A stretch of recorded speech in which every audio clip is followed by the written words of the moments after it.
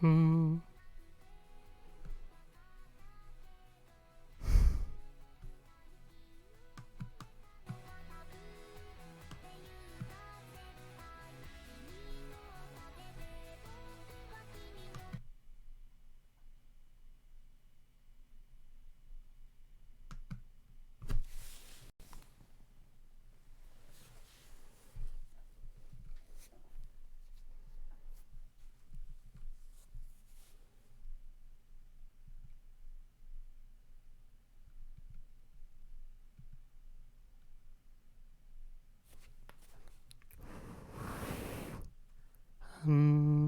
Alright, looks like we got that going.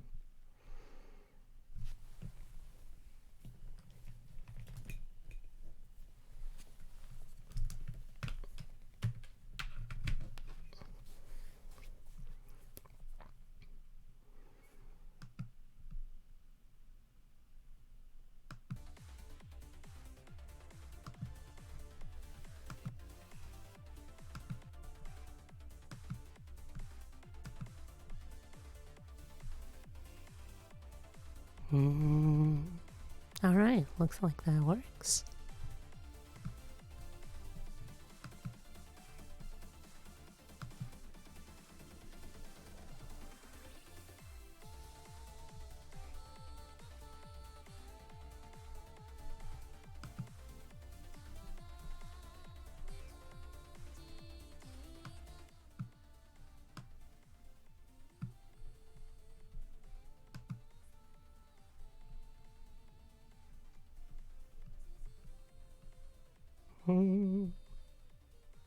There I am. Okay.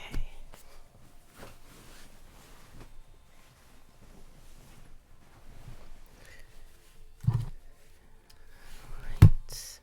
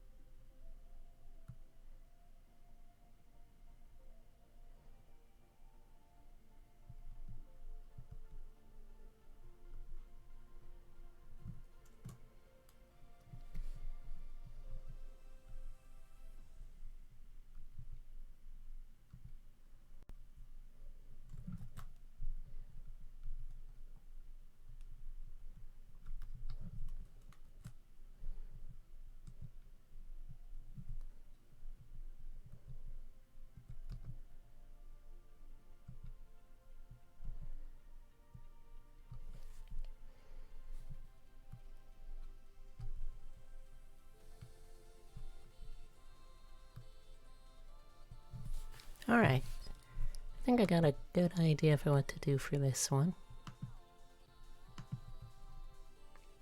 Let's also check my channels real quick.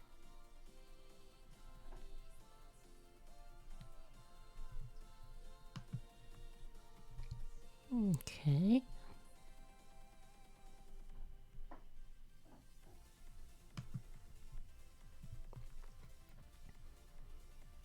And I need one more ref for this one.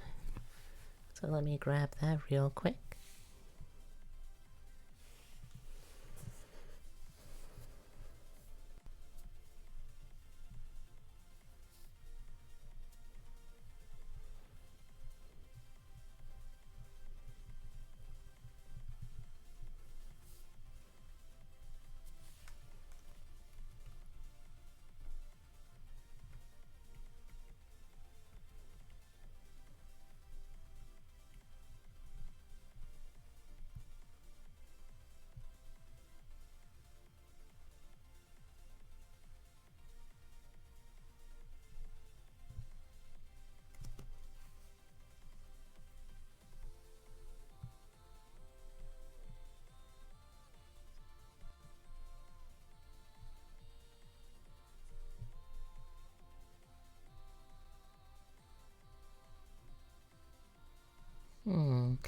guess I'll just grab it off the internet real quick. Be a good way to get it.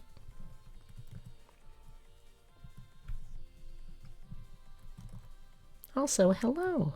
I can't see who's in chat right now, but I see that there's at least one of you, so welcome.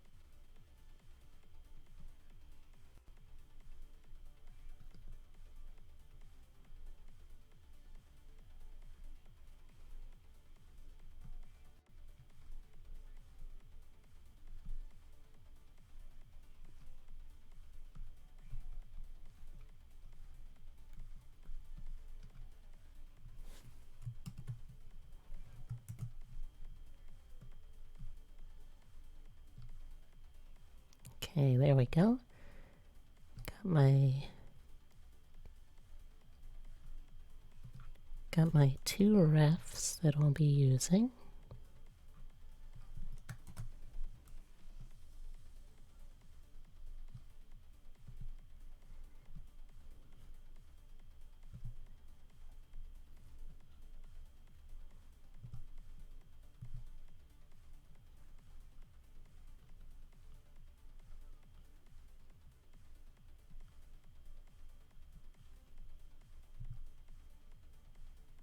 I wonder who that viewer is. Let's see. Oh, I think that might be Turbo Toad. Hey Turbo, good to have you.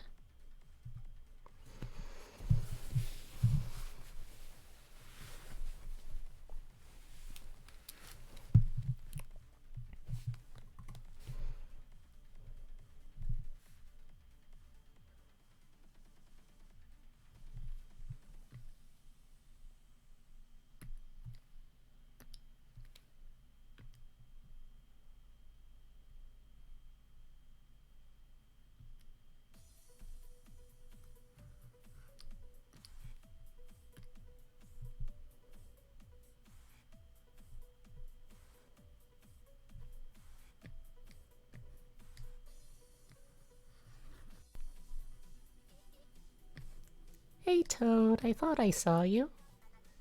Welcome. Come on in and make yourself at home. Today I am going to be drawing another one of my new VTuber friends. This is Cryptid, and I'm going to be drawing them as a cryptid.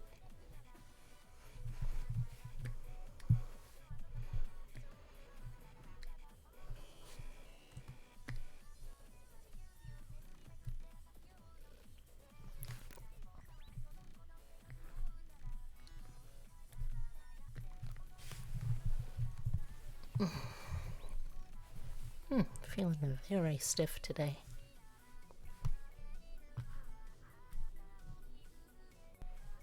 Oh, and Toad. This is my first stream since I became an affiliate, so now I have access to channel point stuff. Can try some of that out too if you want.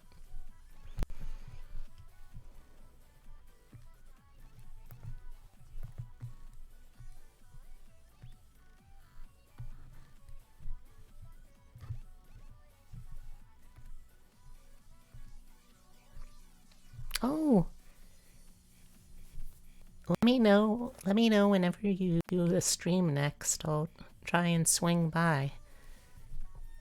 If timing works out, I might be able to even do like a raid or something. It's exciting though.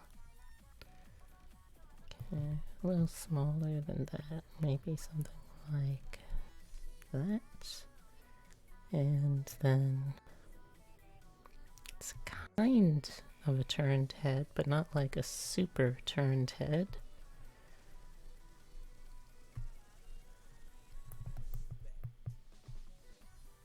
So sort of like this. Hey, Heavy. Glad to see you around, too. Yep, today, Monday and Wednesday, at least for the time being, are the days that I stream drawing, specifically drawings that I get requested on Twitter. I try to prioritize people that I know just because, like, they're my friends and stuff. But, yeah, right now I'm working through my back queue. This is Cryptid. They're a neat little cryptid-themed VTuber, so I'm drawing them as a cryptid. Looking forward to the kind of, like, blurry cryptid photo effects I'll be able to add to this one. It's gonna be fun.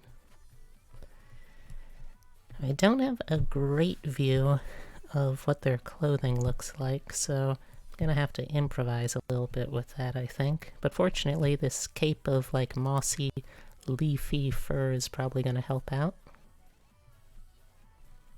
Okay, so first I want to get the general outline. And of course, well, I don't think anyone really has, like, art skills. We all just kind of fake it by having practiced and just, not even just practice, just like put stuff on paper. Even if you don't have intention behind what you're putting on the paper, as long as you put stuff on paper and keep trying, you'll eventually get something that you like. I'm sure that's super motivational.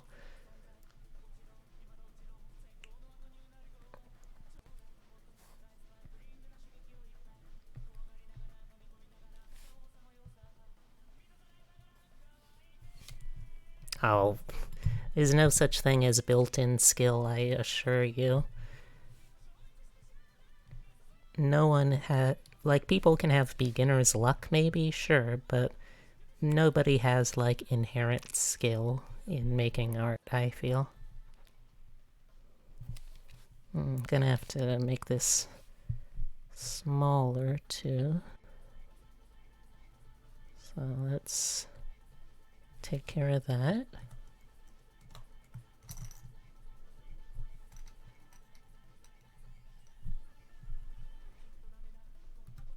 Let's scale it down.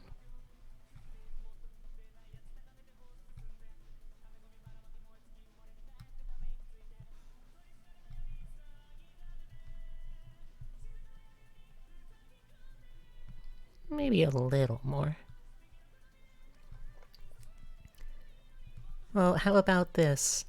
Tell me, if you think you could draw, or if you could do any kind of art, what kind of art would you want to do? What kind of art do you think you'd enjoy making?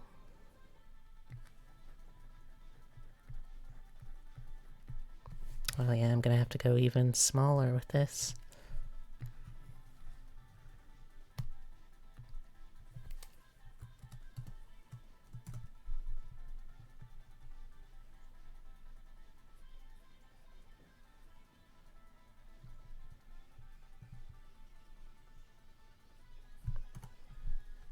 There you go. That'll probably do it. Oh, and while I remember, Toad, what kind of stuff do you like streaming?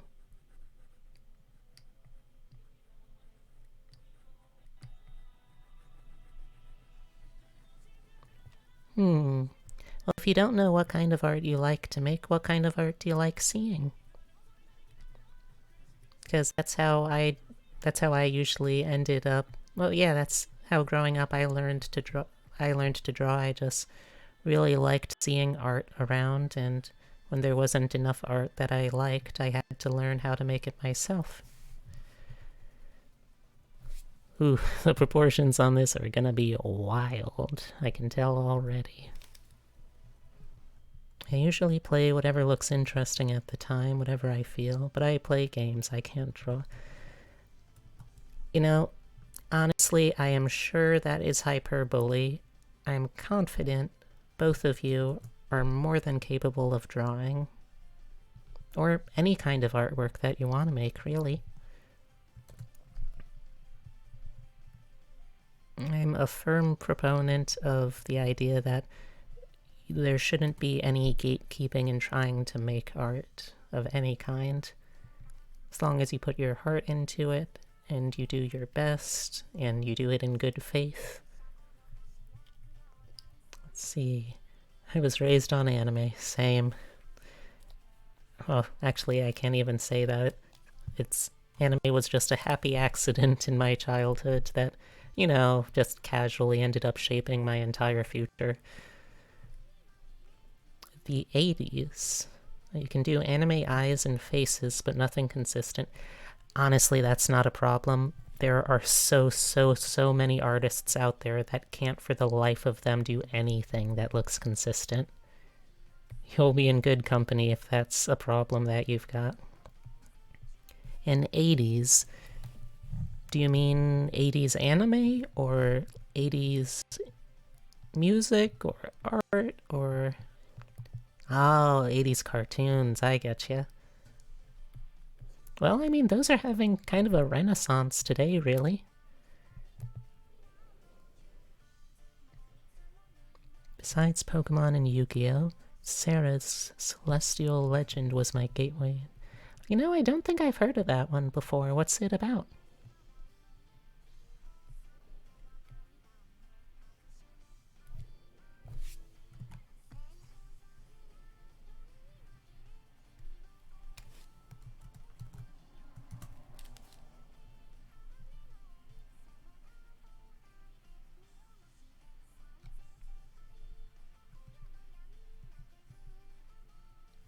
A pair of twins connected to a legend about a mortal and a goddess. Alright. I've never heard of it, but it does sound interesting. Do you think it holds up? If I were to, go back to try and find it to watch myself?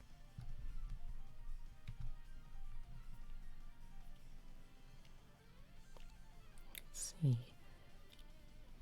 Ayashi no Seres is the Japanese. Alright. Well, if you think that it's still something good that I should give it a try, I'll take a look, sure. Mine was super OG stuff, Speed Racer, Astro Boy.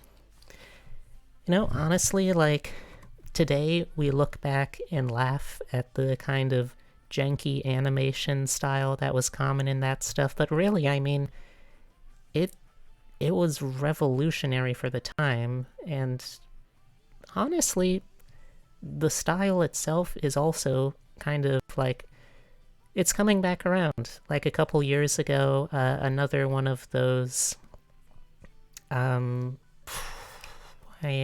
can't I remember now? No, not Toriyama, he was Dragon Ball.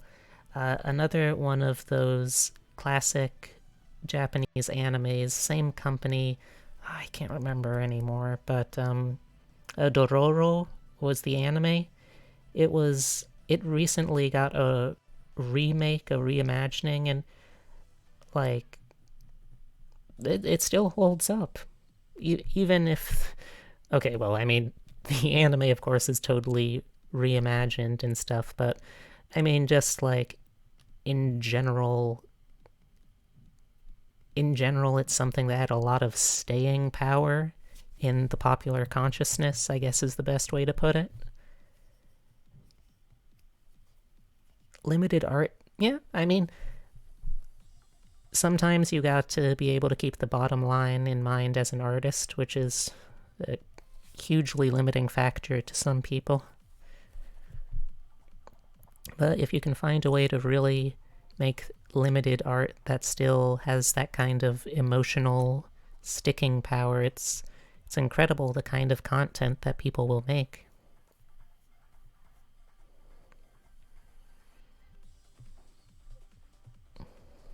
It looks like they've got kind of it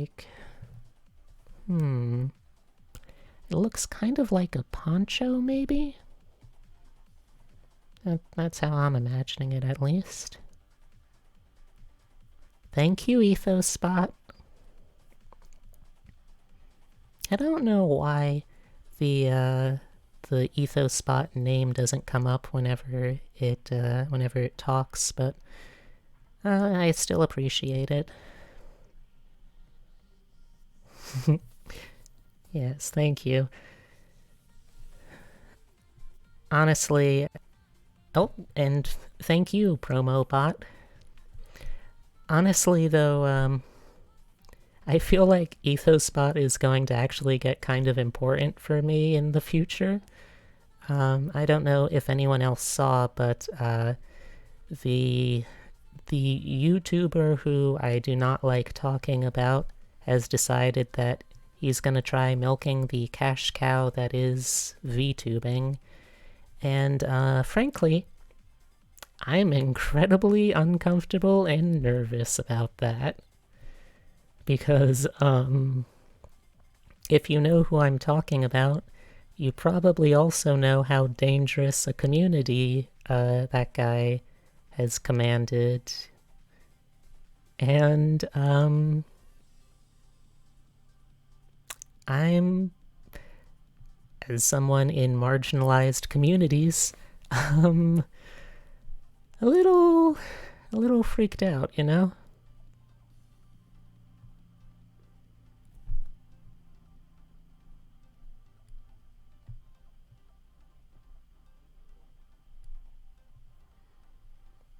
If you haven't heard the news, there is a particularly well-known... Yeah. Oh, also, hey Hemlock! I'm working today on Cryptid, the Cryptid VTuber, and I'm drawing them in the style of a cryptid. But yeah, I'm incredibly nervous because, again, part of a marginalized community that's going to be under a lot of scrutiny and a lot of people that are kind of dangerously blind supporters of one guy. Oh, you got pizza. Can I have some? And I'm more picky about rights and matters, but I say it. Yeah, like...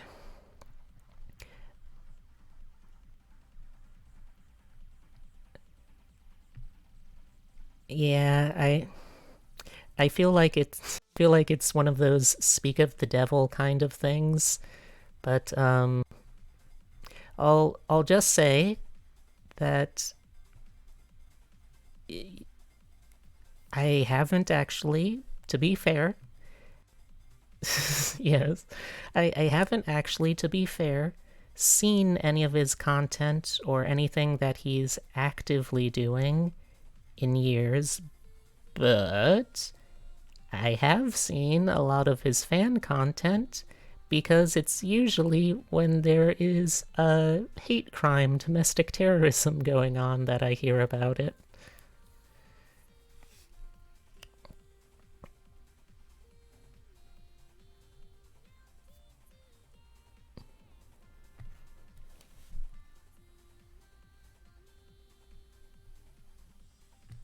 And then they'll put like a bush there.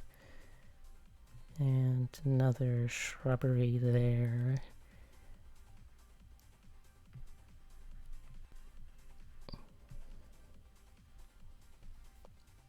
And then maybe...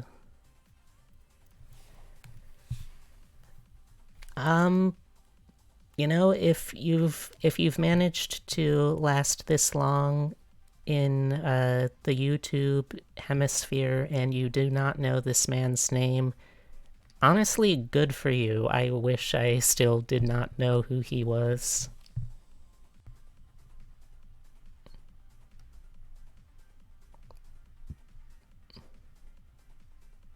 Oh yeah,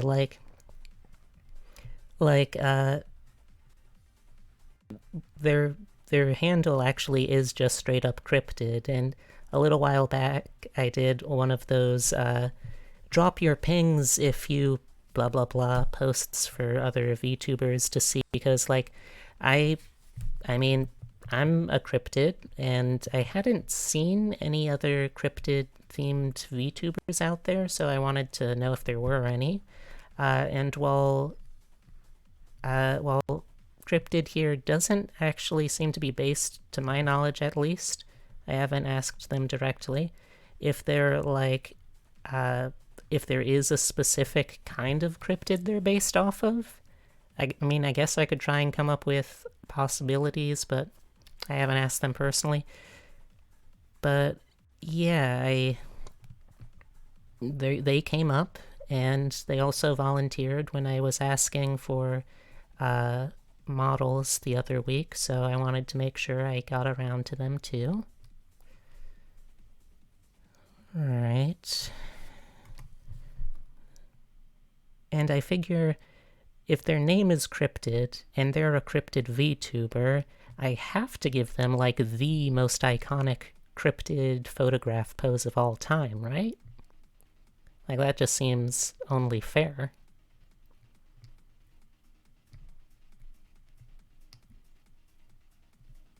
Only art I ever got is the one I use as my Avi picture. I mean, if you are happy with the art you have, I don't see a problem. If you like what you've made, or even if you just like something that you got from someone else, that's fine. You don't need to like go out to the museum and eat all of the masterpieces on the walls there to be a valid art enjoyer.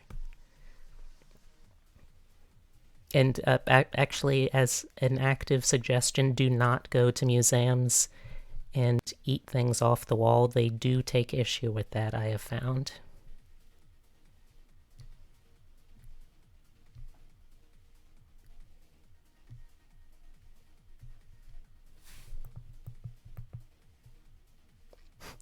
It's a bunny thing?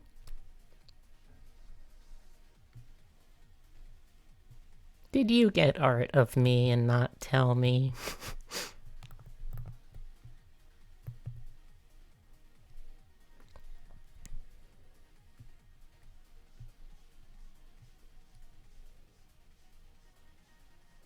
Well, I'm also hoping to be more active on Code's server.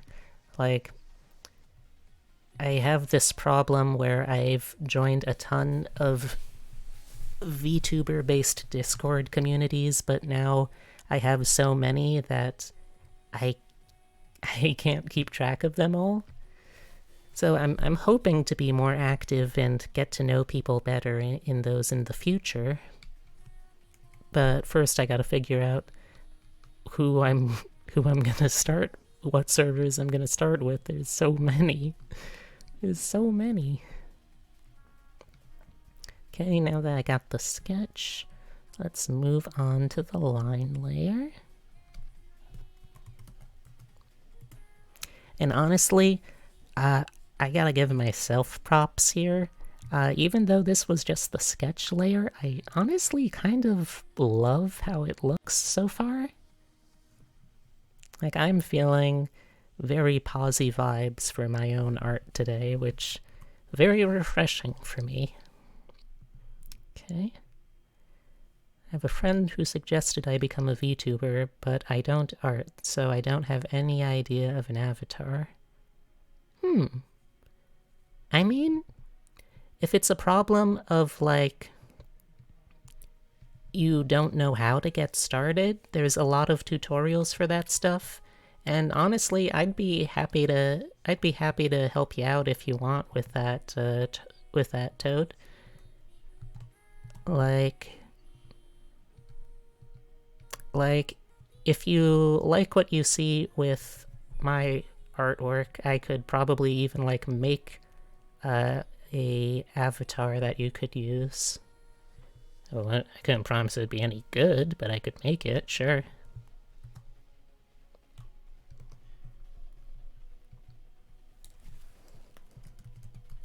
It was a mishmash, bunny ears, tiger tail with paw pads and paw boots. That sounds cute as fuck, I don't know what to tell you, my man. Use cute. Use made a cute avatar right there.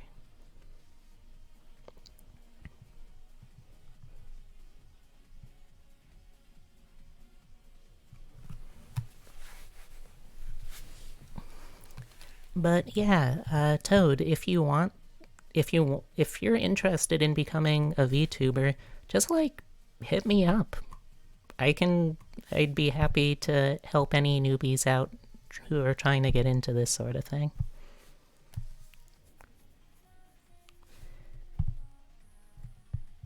And I will. It's over 20 years old, the art is. Wow. Well, I mean, honestly, I guess that must just, like, speak to how good the art is, though, if it has, like, stayed with you for that long. Good on the artist, honestly.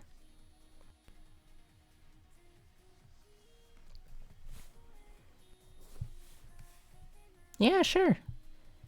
Hit me up anytime that I'm on and free. You're welcome to it, Toad. Honestly, I can think of some fun things to do just like with your name alone. But of course, it'd be your avatar. You'd get the final say and stuff like that. Alright. I don't want to get too detailed because most of their body seems to be covered with this poncho dealy.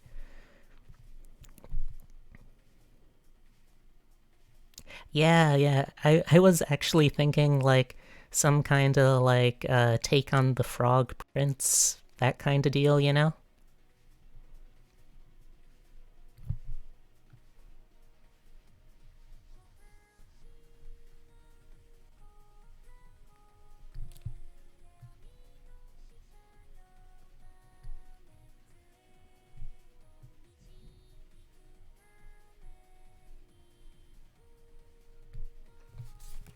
So, what. Here's a question for you. What kind of frog nobility would you want to be? Got Frog Prince, we got Frog Princess, we got Kings and Queens, we got Monarchs, we got Princes, we've got Dukes, Duchesses, Marquises, Barons, all sorts.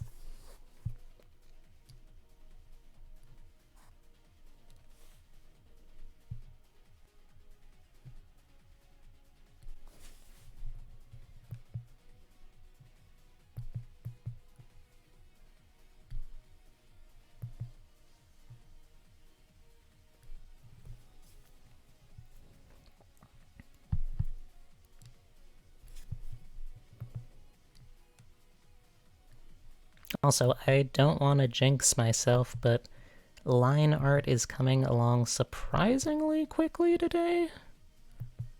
Again, I don't want to jinx myself because I almost certainly will.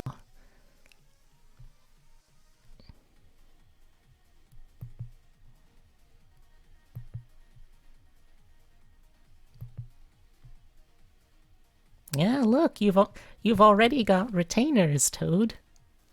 Speedrunning art any percent. Okay, hold on. I can save this run. Any percent. Okay, time. There we go. Any percent art. I did it.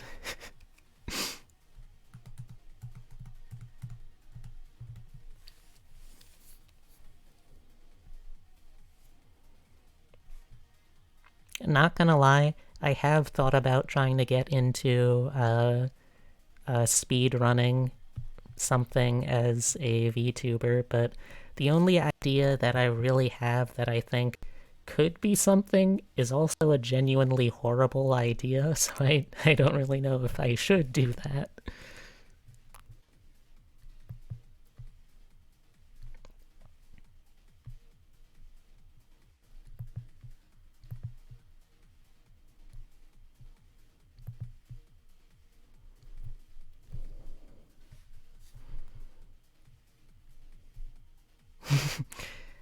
Horrible ideas are the best ideas, or something. Also, hello, Ariev Effect. Nice to have you around. Make yourself at home. Oh, also, because I don't think I've said for any of the new people in a while. Yep, howdy. Um,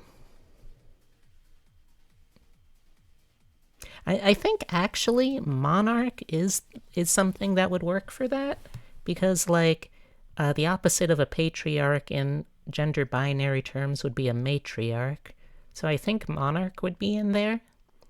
I've heard like Princen, Princen, thrown around as a gender neutral for prince princess.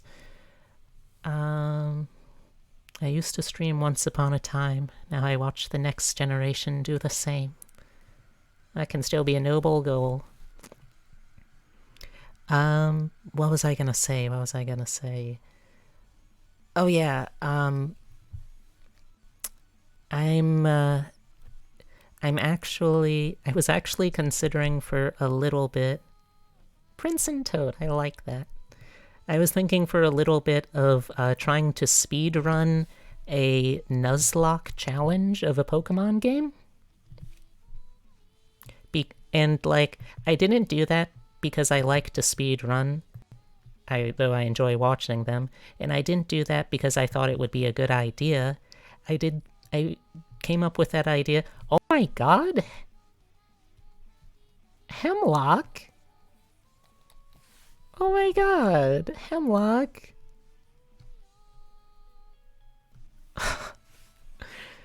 That's my first subscriber, Hemlock. You jerk. They're gonna make me fucking cry on my art stream. They don't even have avatars. What? No. Oh. Toad, not you too. Oh my god, thank you, you guys. Thank you, Toad. Thank you, Hemlock. Gosh, I really need to get like avatars and not avatars, like emotes and stuff for you guys now. I don't even have like those little icons that I could give you next to your name or anything. But sincerely, thank you. I don't know if I deserve that yet, but I really appreciate it nonetheless. And I'll find some way to make up for it with content. What was I even saying before that happened? Oh, right. I came up with the idea of trying to do a speedrun Nuzlocke. Oh, well, thank you, Hemlock.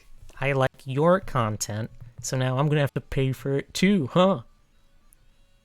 This is an arms race of casual displays of affection now.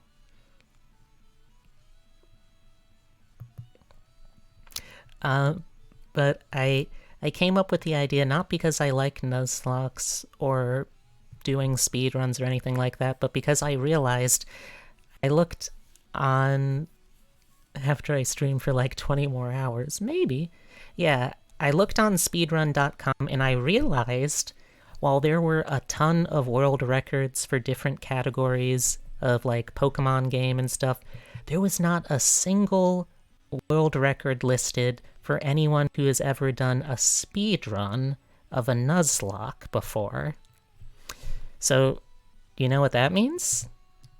That means no matter how slow I go, as long as I record it properly, I am technically guaranteed a world record.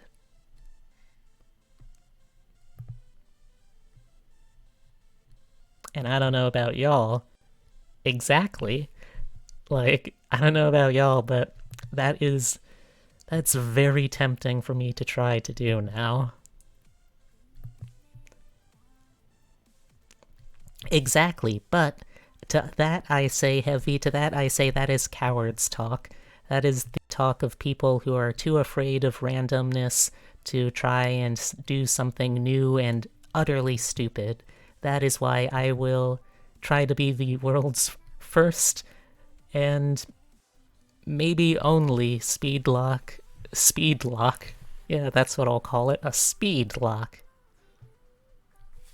I can see it now. It's an incredibly dumb idea, but it could work. That's good enough for me.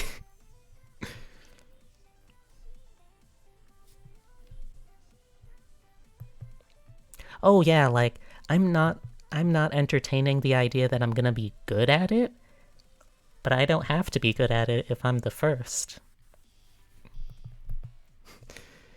This must have been how astronauts felt. I don't have to be particularly good while I'm on the moon. I'm still gonna be the first on the moon, so yeah. Oh yeah, like I'm not entertaining the idea that my world record would stand for even maybe like a week before someone far, far, far more competent than I am at either nuzlocking or speedrunning would beat it. But still, it's just a very fun idea to me. And it's something that I might try to do as like a stretch goal kind of deal. Like if I get enough support, I will learn to do this thing that I don't really like doing, but will probably have fun eventually, and it will probably be pretty entertaining, I have to imagine. Okay. Yeah, that's good so far. And there's gonna be like a little bush here.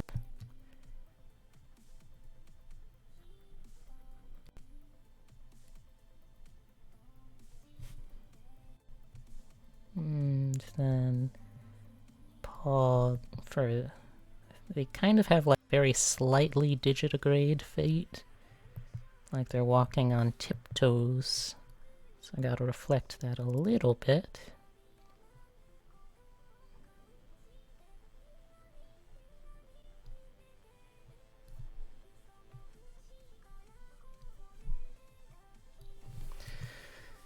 Oh, stretch. Oh, also, chat, if you have been watching for a little while now and want to test something out for me, see if you can type the command exclamation point redeem for me, and see if you can use any of the channel points you've gained to do anything with those yet.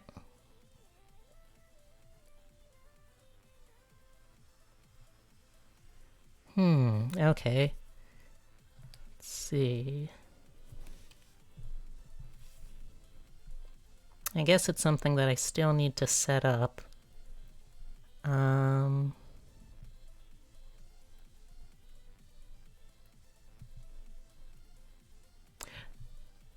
Okay. Let me...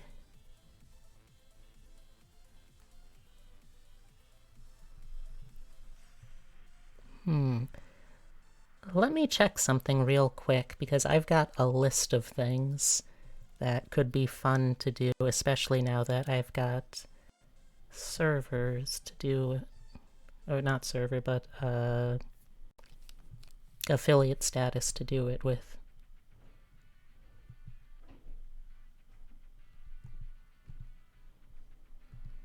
Also, how's the stream quality coming along so far? I was worried that it would be a little choppy again. I went back to using the old Live 2D VTuber studio setup. It's not really as good as PRPR Live in terms of what it can capture, but it seems to be like at least a little more... what's the word? A little more resource efficient on my computer, so hopefully it'll mean, knock on wood, that I'll be able to keep my motion avatar up the whole stream.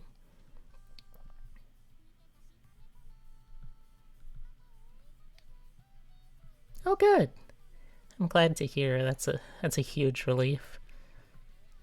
Do let me know, though, if there are any problems that come up.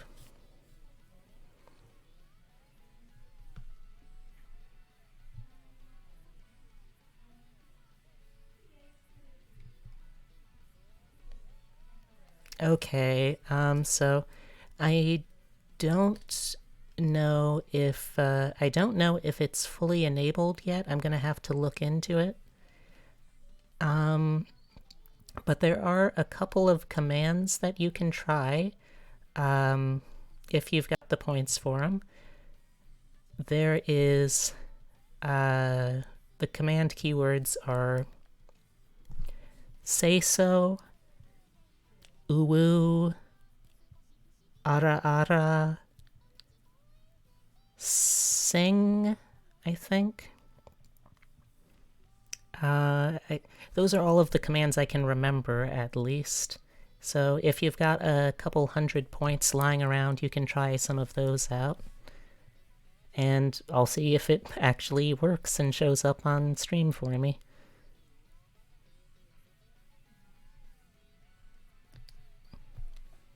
If not, it'll just take a little bit. Okay, so that works. Thank you for the test, Aria. I have given myself some very cursed... Oh.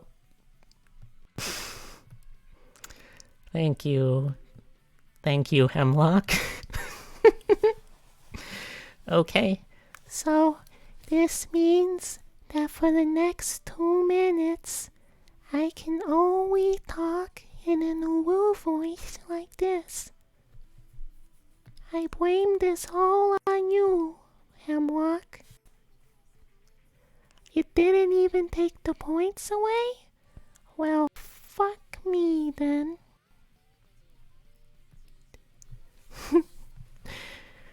I hope you're very, very happy.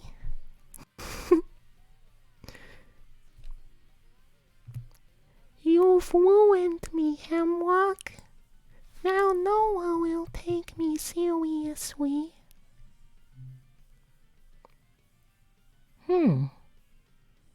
Oh, sorry. I see, Aria. I'll have to look into that. I don't totally know how these stream things work yet, so I still gotta learn. I still gotta learn a whole lot.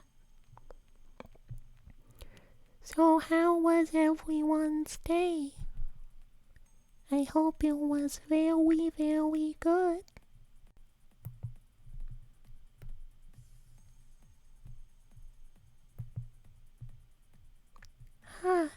If I make it a conversation, I won't be obligated to keep talking until I have to respond. Suckers. You ruined me. I used to be a real VTuber, but you've ruined me, Hemlock.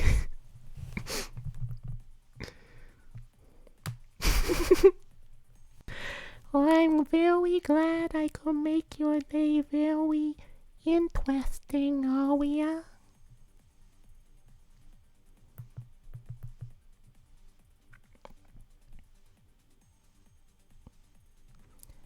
Alright, I just got 1 more minute on the timer.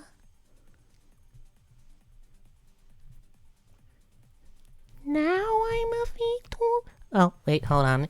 Yes, time has expired. Now I'm a VTuber? Oh no. Oh no, what have I gotten myself into?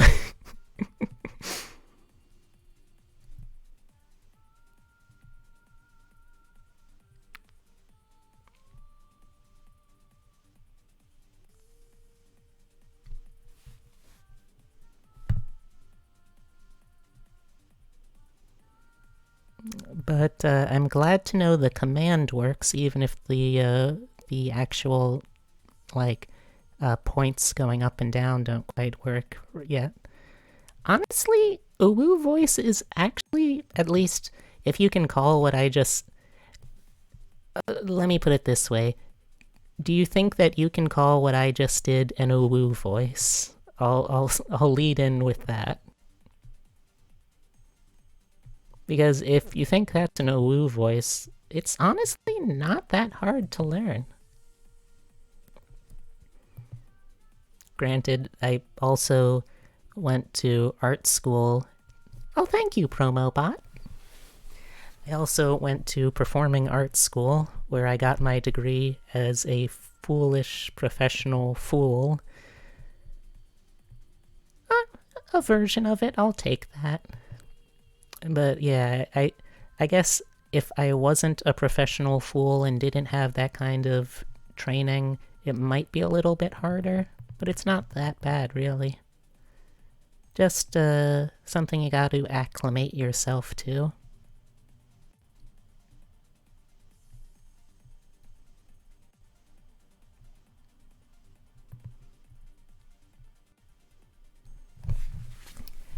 The real challenge is seeing if anyone will remember any of the other point and redeems that I had mentioned.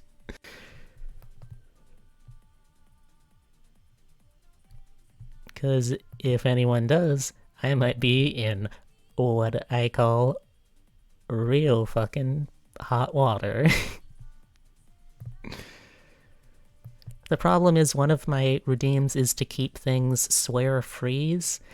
Yeah, I'll probably end up doing that, Hemlock. I think there was supposed to be some kind of, like, command to show the different command. Okay, thank you very much, Hemlock. I will now make this a good Christian Minecraft server.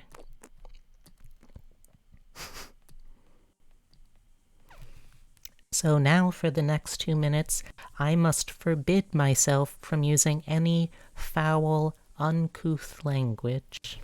So you can thank Hemlock for not allowing me to use any 4-letter nasty words.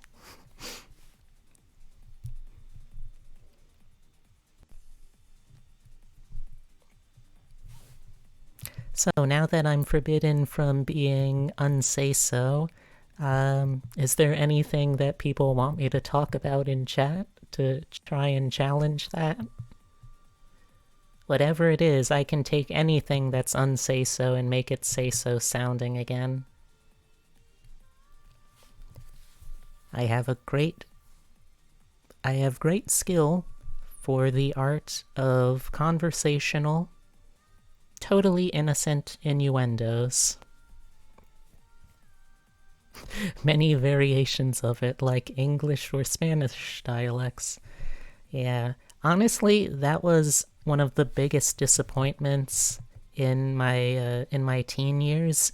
I spent the entirety of high school, more or less, along with middle school before that, and even some elementary school, learning Spanish, only to realize, wait a second, this is only one kind of Spanish.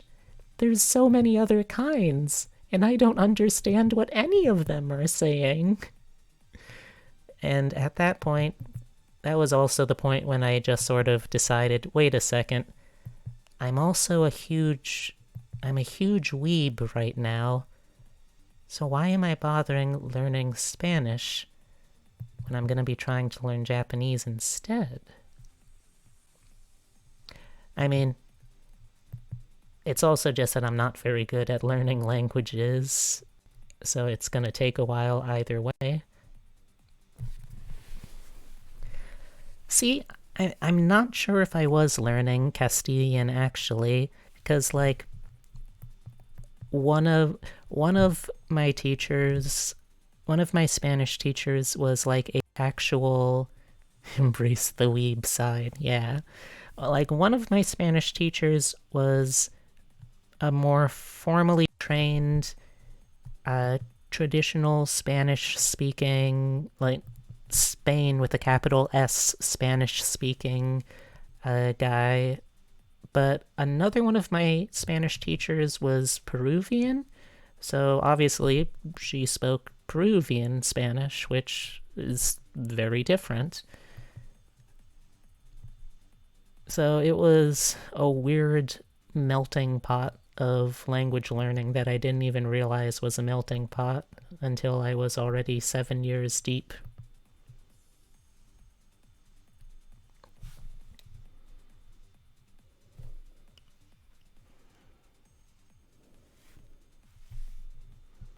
And hands are hard. I have some very choice words for these hands, but I'm not allowed to say them right now.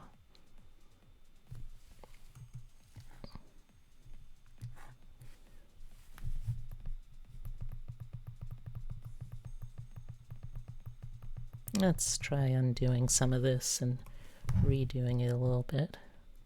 Maybe that'll help.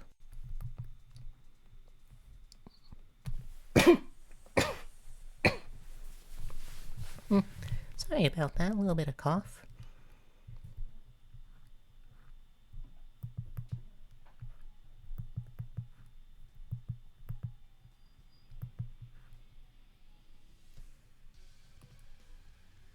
Let's see. I don't much draw, but I don't think I've ever seen somebody draw without lamenting the existence of hands. Honestly, yes. Hands are a huge pain to draw, no matter how good you get, I feel.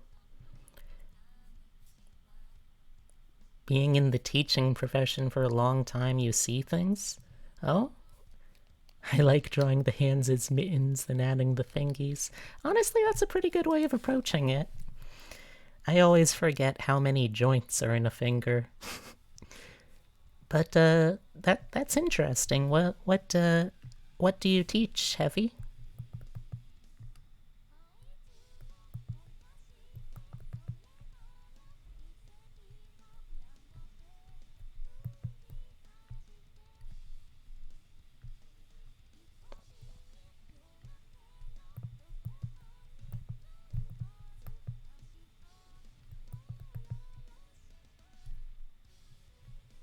Oh, assistant librarian. I've always had an appreciation for librarians, mostly because my mama bunny is a librarian. So, like, growing up, I would be able to go to libraries and just exist there, just vibe and hang out there for hours and hours and hours on end. And it was a very relaxing, calming place for me. Pointless title in this age? How so? Libraries are great. I agree, Arya.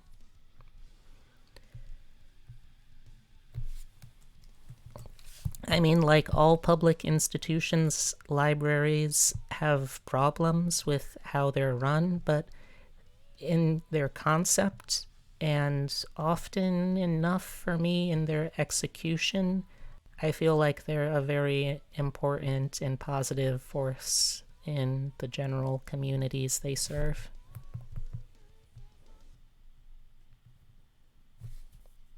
Oh, antique stores. I feel like I've aged into loving antique stores a little bit, but I just love me an oddity store. I mean, granted, I am a living oddity, so it'd be a little weird now because I might go to one and see like, hey, you have a taxidermy that looks a lot like me. Could you maybe not?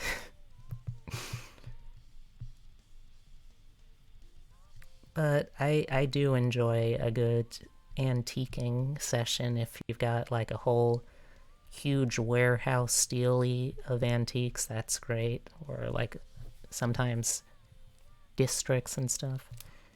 Digital has killed the books we used to teach. Yeah. Honestly, digital books, I don't I hope that digital media never fully supplants printed media. I'm not going to claim that I'm some sort of elitist who has never owned or read digital books, like, and that I'm some kind of like purer book lover because of anything like that. But there's just something that that hits a little different when you're holding a book in your hands and able to physically interact with it, that tablets just can't really match.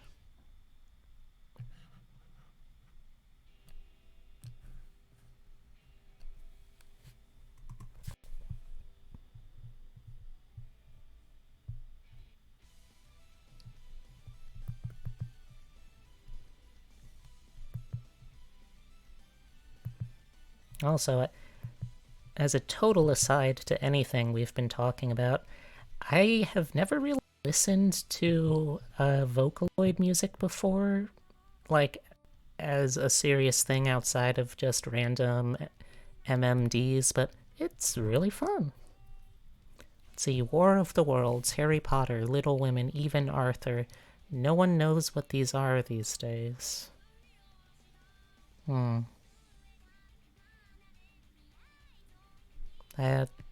That's very sad. I agree. I guess I try to think about it in some sort of positive sense, like even if they don't have the same media that I did when I was growing up, like there's still some good stuff that's coming out. It's not all just digitally mass-produced content. Not yet, anyway. There's still good books. And as long as there are good books, there will be something, at least. You know, honestly, having been a teenager who got a lot of their reading through graphic novels and manga, I don't actually have that big of a problem with it. Like, if that's the only thing they'll ever read, that's a little sad. But, I mean... Oh, well, take my personal history, for example. I grew up with ADHD,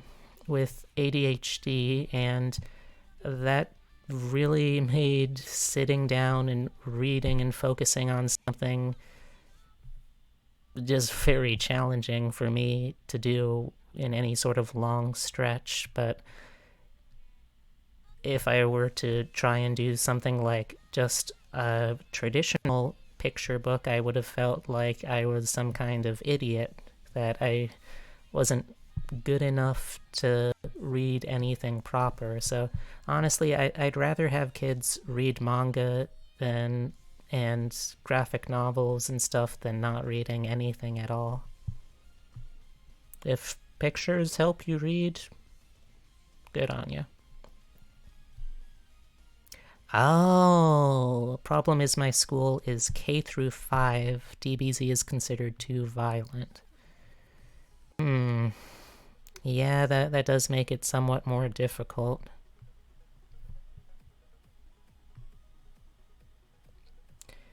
I guess I'm used to back when they had more lax law or lax rules about what kind of books you could bring into school, because that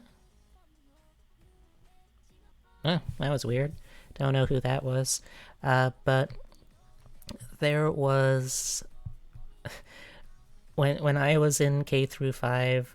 Do you want to know what book I was bringing in that I was reading in class for recess? Oh, also, it's long since passed at this point, so fuck, shit, damn, fuck, shit, ass, shit. There we go. This is now Unsay So Again. Yes. But I read both in high school, manga and a bunch. Yeah. Yeah, honestly, good. Good for you. But yeah, anyone want to take a guess what my graphic novel of choice was when I was in lower elementary school? Thank you, EthoSpot. Manga choices thin out at a certain age bracket. Oh, you got follow botted? Oh, follow botted. I got it. I get you. Yeah, I've gotten a couple of those here and there, I think.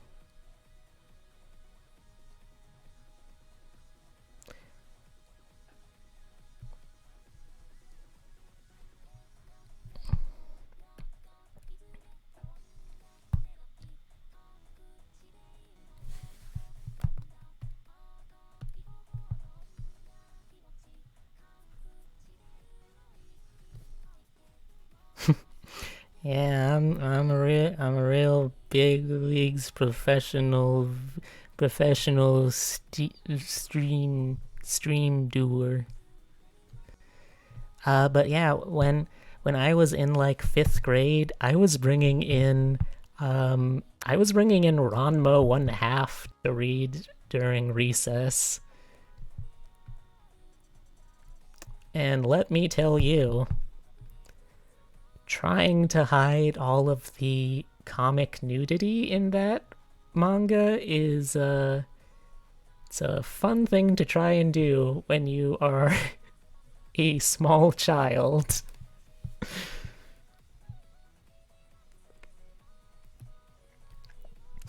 Yeah, like a huge raid like that. Someday, maybe. I doubt it, but yeah, I mean, I don't regret it because it was a really fun series and I really enjoyed it. And in retrospect, yeah, I probably was into Ranma at least a little bit because I was trans, but also just like, yes, Ranma made me non binary, exactly. Honestly, though, real talk, Ranma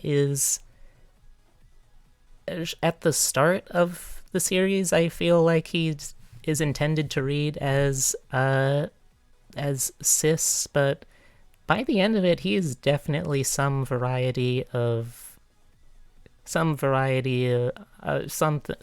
the trans queer spectrum because like at a certain point he just stops caring, which honestly, as a kid, very good for me to see.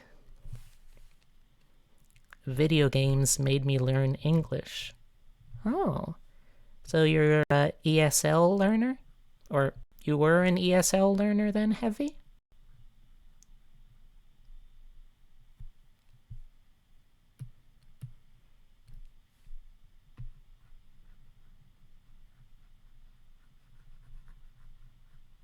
Hmm. Wonder where my radio went. Gonna have to check on that real quick.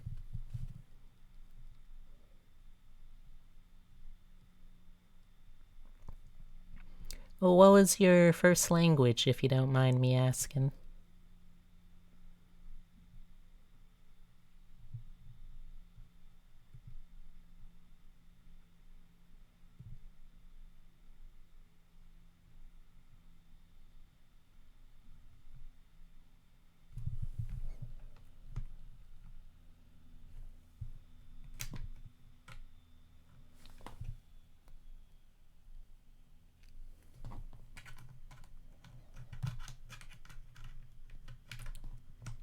Sorry about the slow response. Gotta juggle a few things around in here.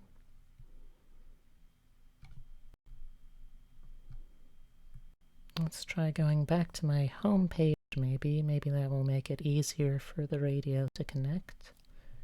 Won't have to load as much stuff.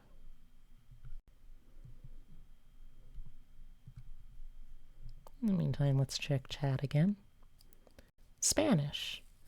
Old school ghetto Spanish from the islands. The islands, so is that like Puerto Rico islands or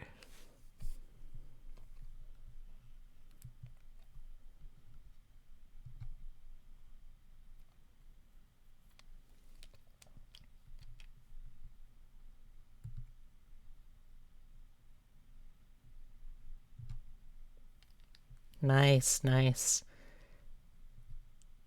Got a few friends, or at least a friend from Puerto Rico.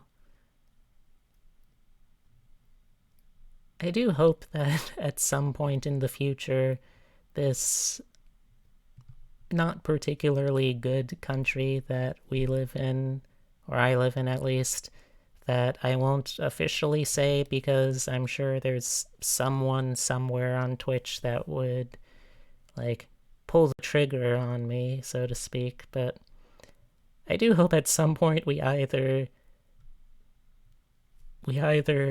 make Puerto Rico or be able to grant it like statehood or just like cut it free from its obligations to us, because I'm really not a fan of being a part of an imperial superpower. You know? That's my 1 minute of political soapboxing on an issue that is important, but also not anything I can control and kind of just a common sense sort of thing. Let's see, maybe if I pick a different radio station, let's see what else we got in here that could work. Let's go maybe this one.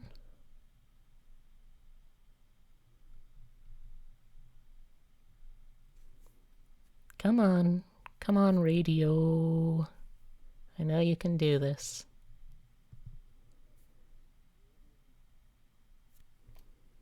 Oh, my frames are slowing down? That could be a problem.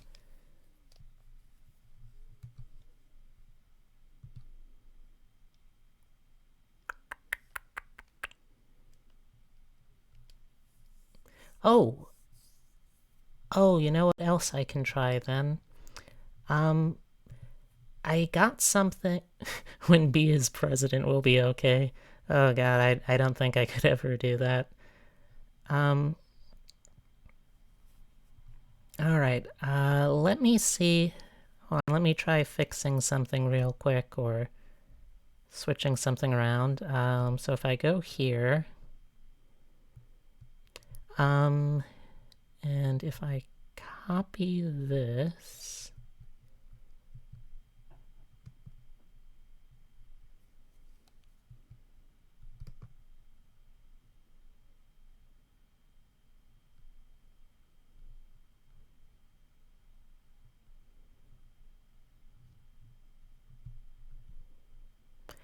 alright, can you tell me if you can hear something? Because I can't hear anything on my end, but I supposedly have background music that might be working.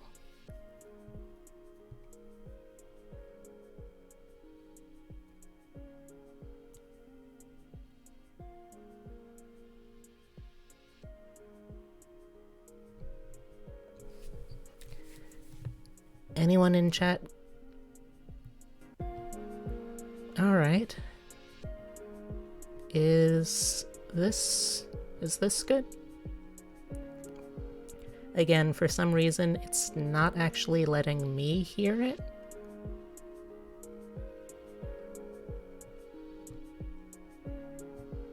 Alright, let me try boosting all the way. How's this?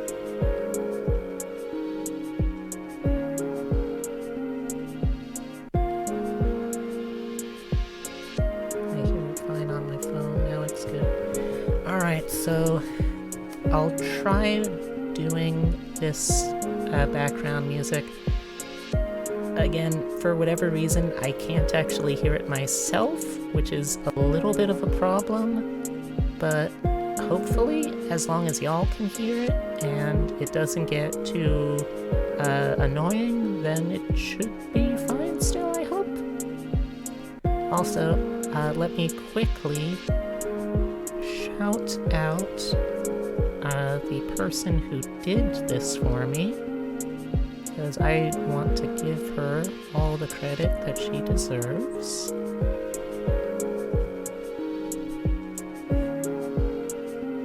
This will take a hot second.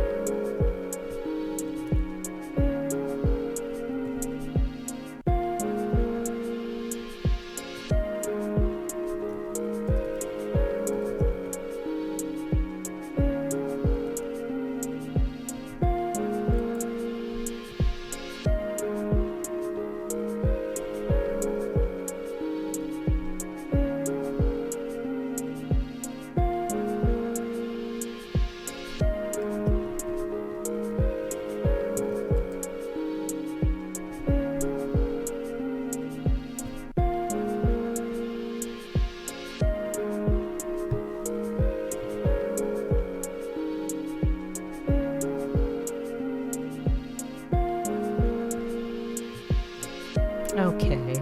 I'll be able to... let's see. Now it's good. My ears, I forgot. Oh, I'm sorry, hubby. I should get going. Thank you for stopping by, Aria. I really appreciate it. Also, let me shout it out in the chat. I think this should work.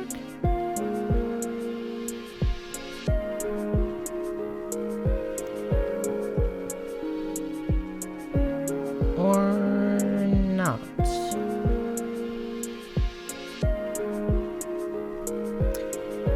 Okay, well,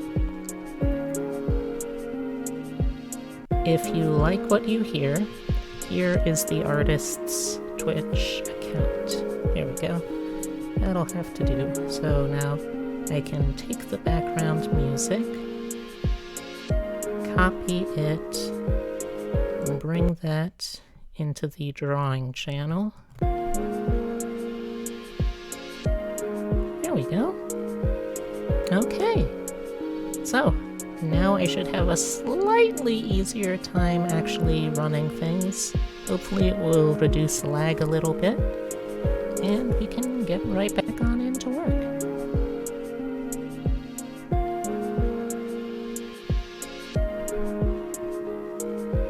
Honestly, I'm a little jealous that y'all get to hear it and I don't.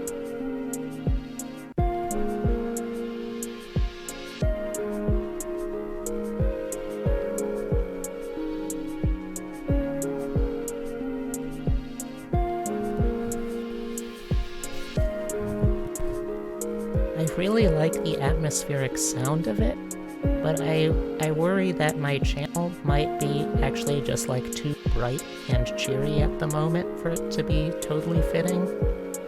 But maybe I'm reading into it too much. What do y'all think?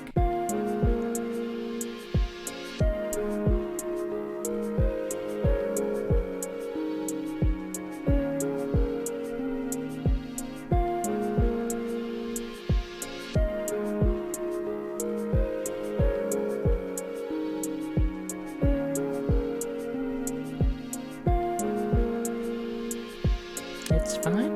Alright. It's a little more lo-fi chill than your vibe, but it still works. Yeah, I was torn, I guess, on what I wanted because,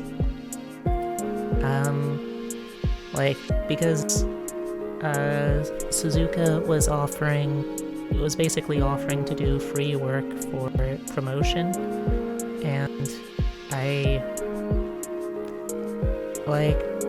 she could do longer stuff, and I'd be happy to pay her to do longer stuff, but since this was just supposed to be like a free thing, I didn't really want to do that, and I wanted to really make sure that it's something that people could listen to just very easily for a long time without it starting to get grating. And I mean, again, it works fine for me. Maybe someday I'll be able to get something longer so it can then be like a little more peppy, I guess, would be my vibe. Like a little more peppy without it being annoying.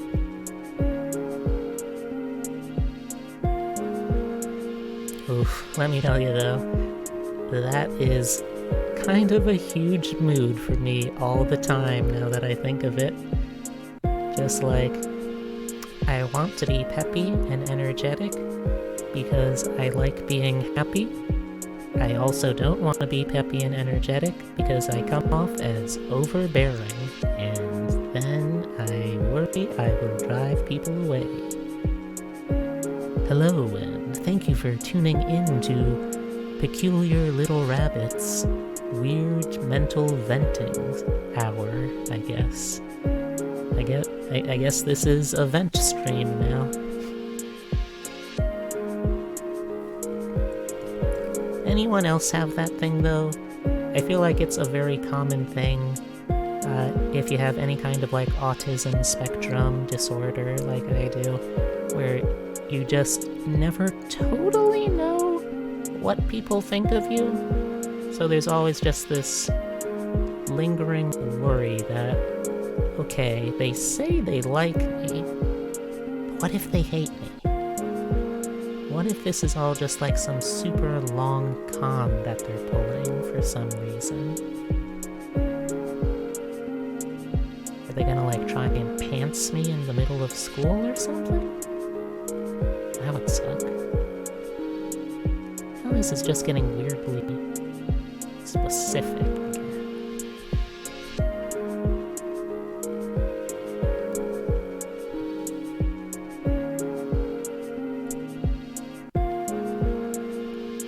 But yeah, I guess consider that a PSA.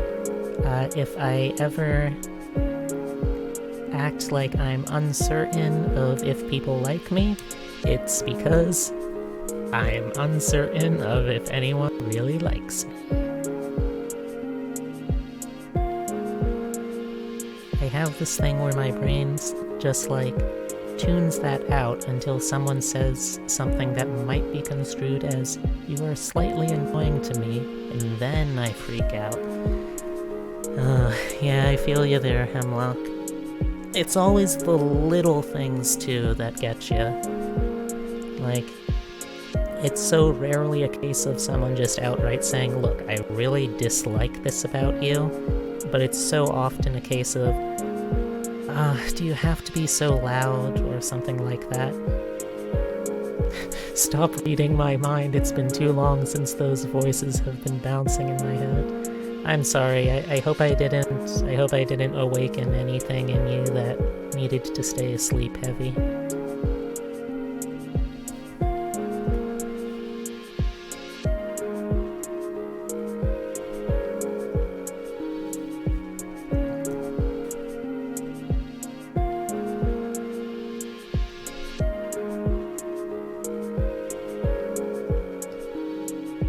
Oh, do let me know though, I guess, because again, I can't hear anything. Just let me know if the music starts getting too much for people. This is my first trial run of it after all.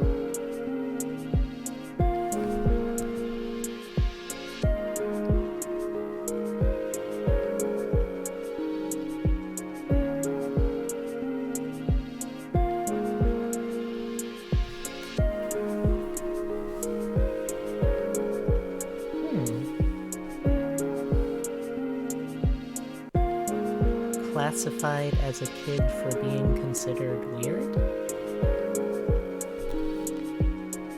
How so? Is that not a thing that kids usually do? Or experience, I guess?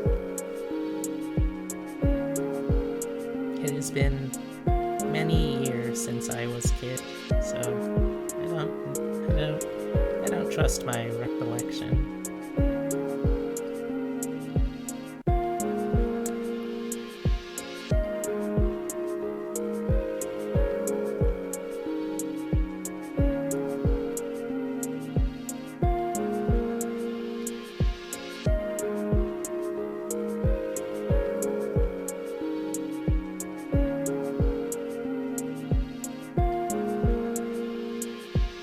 Before autism stuff, so I was classified. Oh, I see what you mean. Yeah, that sucks. I mean, I guess it beats like if we were still living in like pre-modern Europe, and we would have been labeled as like, "Oh, that's the O'Reilly boy. They say that the Fae took him. He's a little touched in the head. It's a changeling, don't you know?" I guess it's better than being considered like a literal monster that is impersonating a human being, but that's a very small hurdle to be jumping over.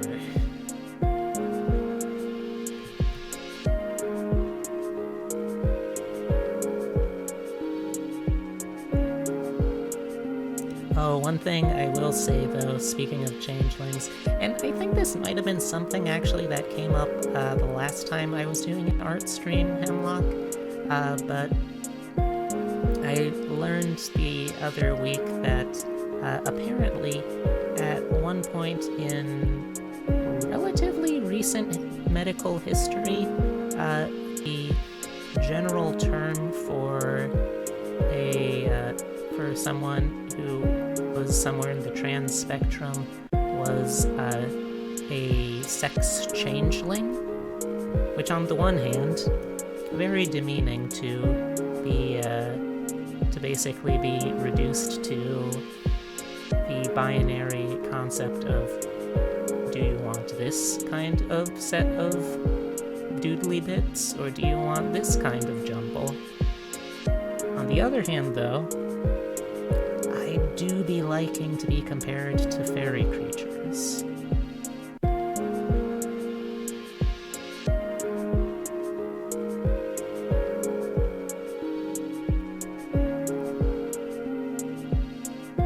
Yeah, exactly, Hemlock. As an NB, sounds bad. As a fantasy fan, sounds pretty dope.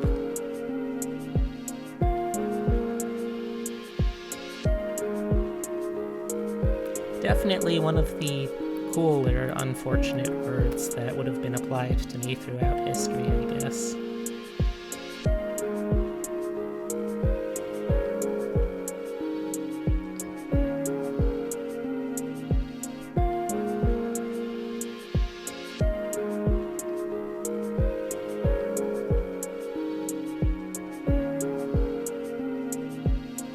I like that there was a point while I was drawing this where I thought it was going to be really fast for a change. Boy, what a rube I was.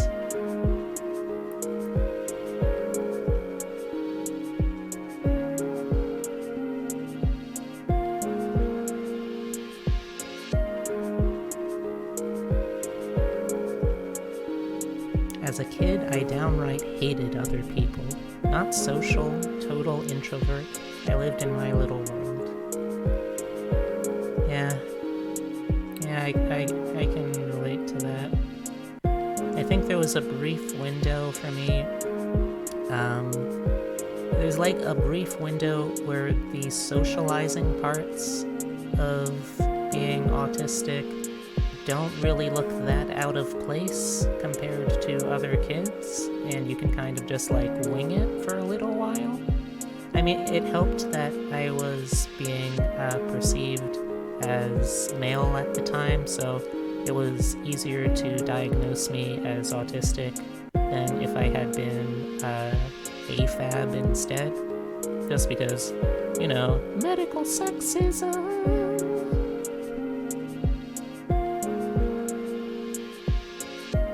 But still, even with the assistance of counseling and therapy and all that to help acclimate me, it was still very hard. My family friend who nannied special needs kids told me a couple years ago that she regrets not asking my dad to get me diagnosed. I'm sorry to hear that, Hemlock.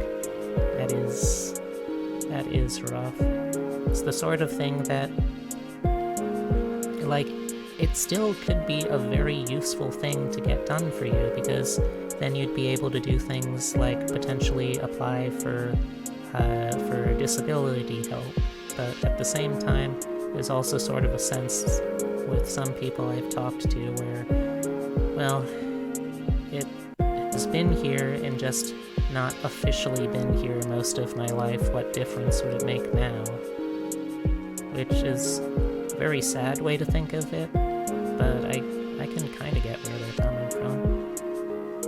I still feel like it's better to have closure for this sort of thing, though.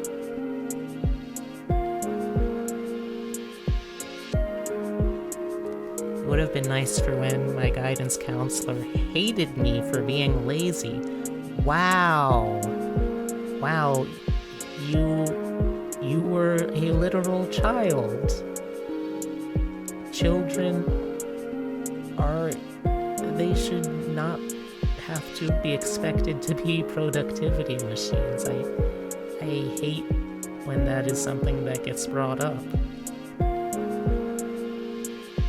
It's like every kid is gonna have their own energy level, their own ability, their own tolerance to do certain things. And just because it doesn't line up with your standardized model that you're testing for doesn't mean you're lazy.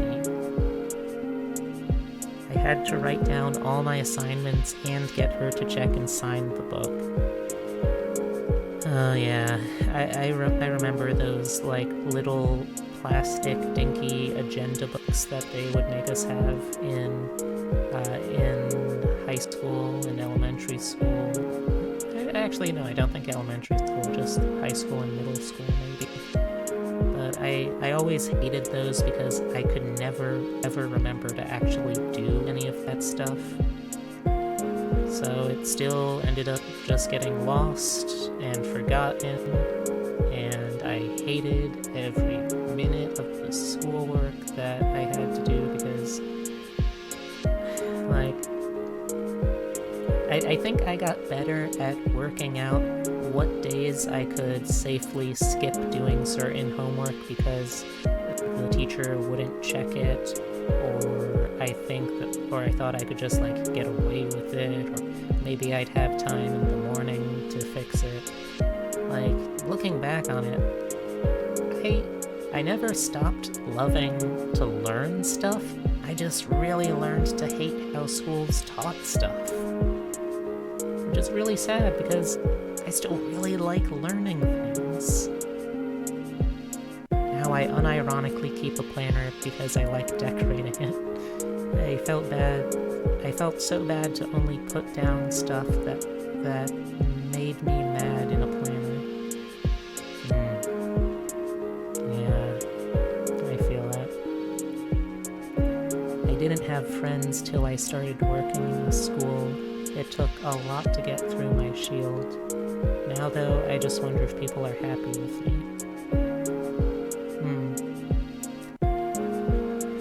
I think I know how you feel to an extent, Tevi. Like I said, I am constantly unsure of if the people I surround myself with actually like me, or if they're just tolerating me, but okay, have you ever seen or read Fruits Basket?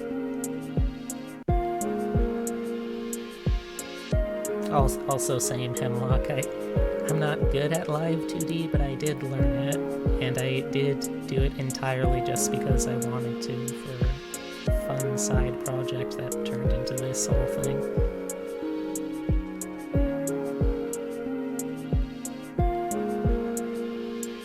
But if you've ever seen it, or if you haven't seen Fruits Basket, there's one scene in a book probably haven't read enough Fruit Basket to get whatever metaphor you have, but try. Alright, so, there was one scene in probably, I think those thoughts are what killed my streaming, and I've seen some. So, for me, I think what kind of helped me with those feelings of does anyone actually really like me? I can't even trust my own sense of self-esteem. How can I trust what other people say? I think what helped me was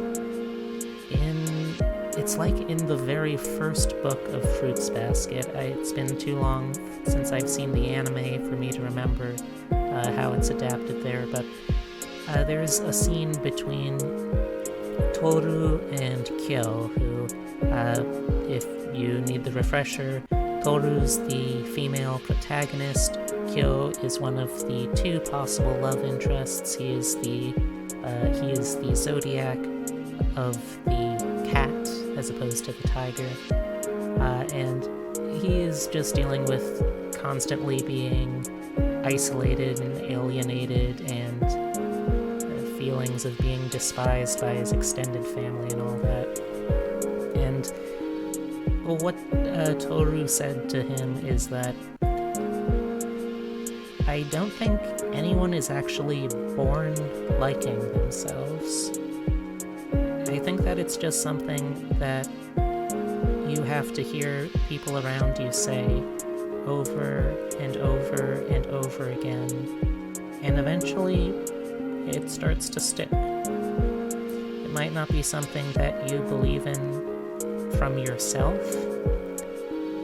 but if you have the right people in your life, and at this point, this has gone from me quoting to me paraphrasing to me just expositing using my own personal ideologies.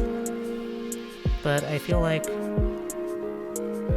the way to actually starting to like yourself, it depends on having people that you trust very intimately in your life, that you can believe in.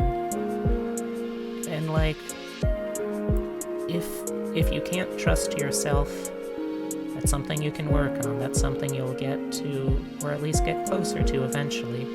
But if you can't trust yourself, as long as you can trust someone who genuinely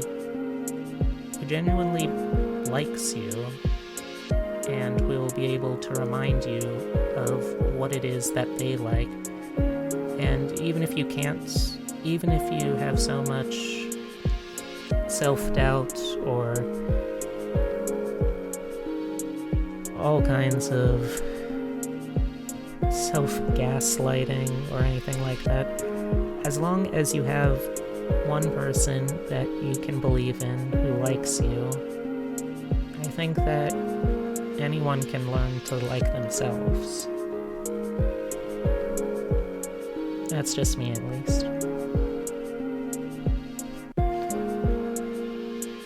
I've never seen that smiley before.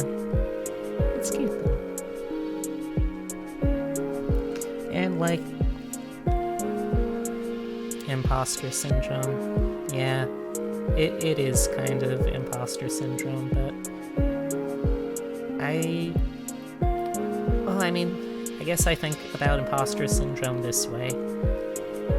Literally everything that I do in life, I do in the framework of a role. Maybe one day I'm playing the role of a dutiful employee at my job. Maybe another day I'm doing the role of a child helping out their family, or I'm doing the role of someone in a committed relationship, or helping with a friend. All of those are roles that I play, and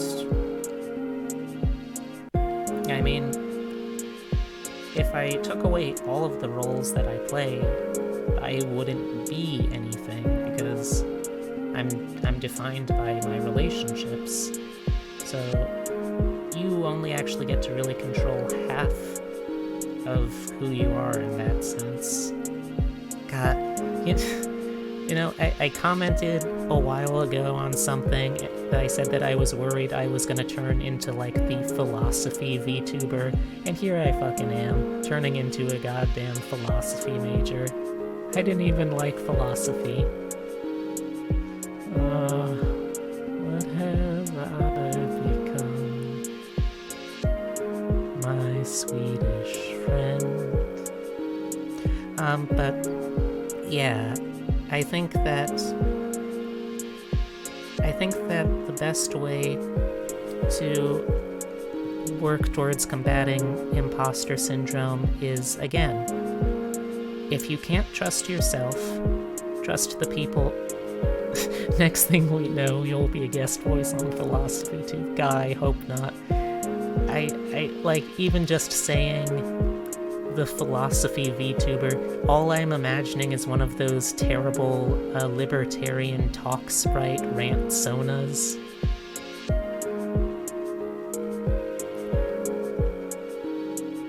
There's no shame in that, Heavy. Honestly, humans weren't meant to be able to exist in a total vacuum.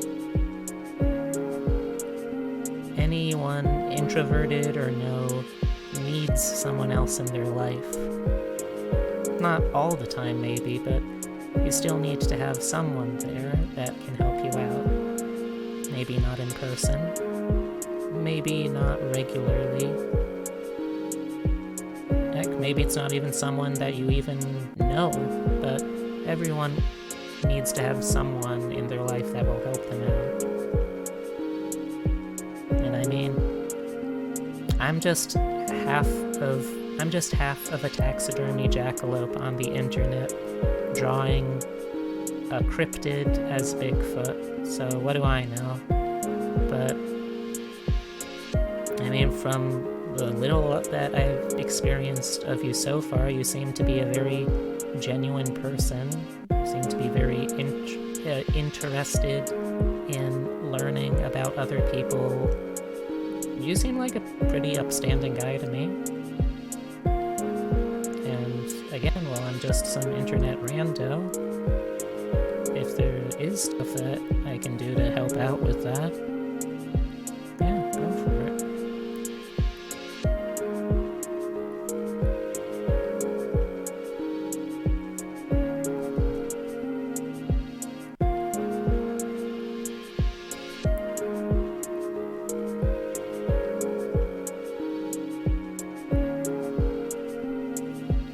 That's why I wander the Twitch wasteland as a nomad. Alright, well, if you're gonna go wandering out there, you should at least make sure that you've got some place that you can return to. Do you got a Twitch house? Do you got a Twitch home? Do you got Twitch communities? If you've got at least some of those, then you're probably still gonna be okay.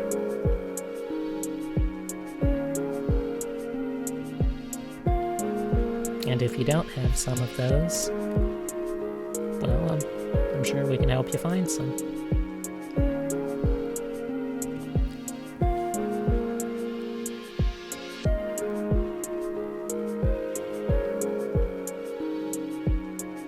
Find pockets of people like this.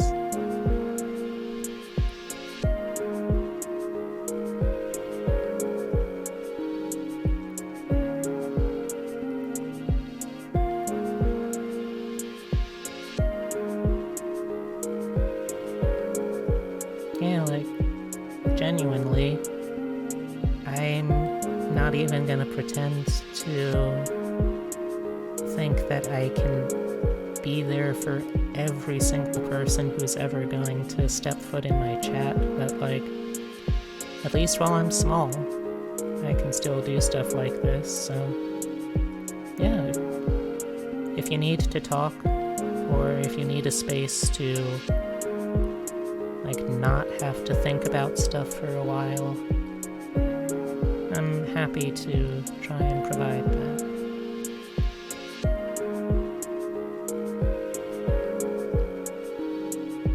Gonna give them a thick, meatier tail, because I'm not good at thin, whip-like tails.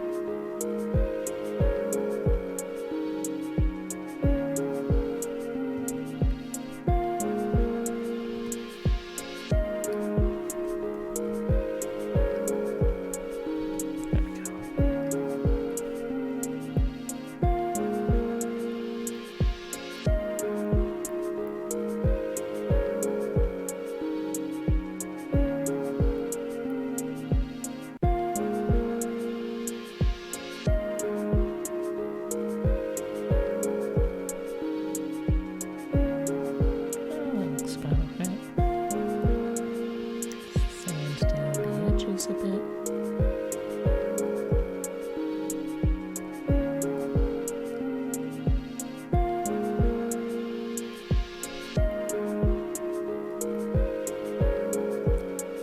Yeah, I don't know if any of my rambling just now actually helped or even was intelligible at all, but yeah. Honestly, maybe this is a controversial take, but I think that the winter is genuinely the best time to enjoy ice cream. because, like, it's all good. Oh, I'm glad to hear that too.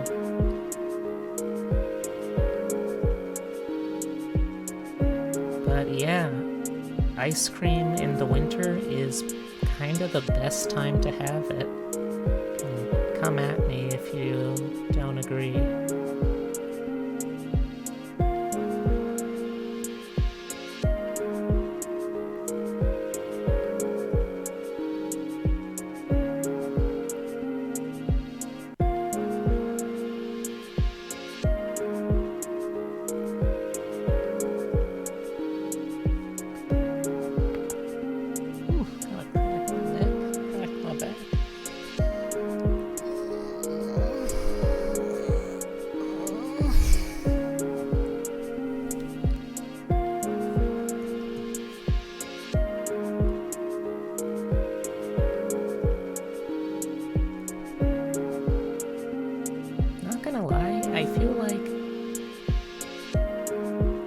This is totally pure placebo effect.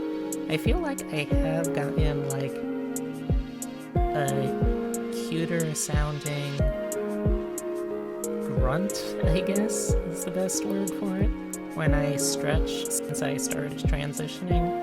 So that's, like I said, that's placebo, but that's kind of fun. It's kind of cool.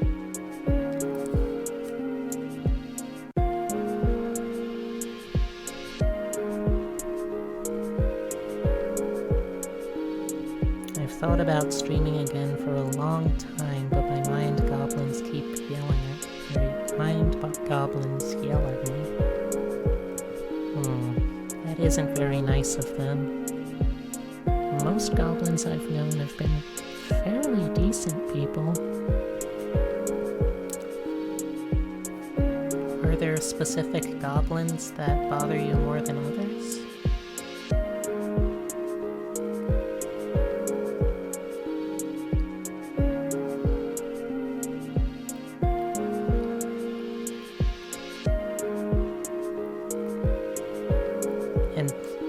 Again, I am just a random taxidermy that you've known probably not more than like a couple of days, but same stuff. Why? I don't know. I guess like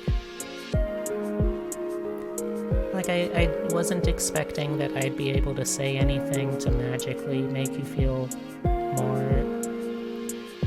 more confident or certain about that, but like if there is something that you need to talk about or vent about, that's something that I'm kind of qualified to do. Oh, same stuff. Why stream?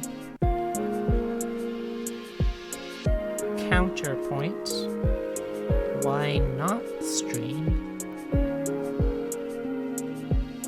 It's alright, words are hard for everyone sometimes.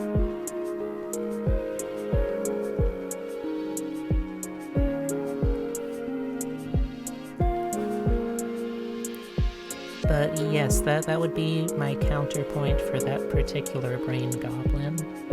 Why not stream, though?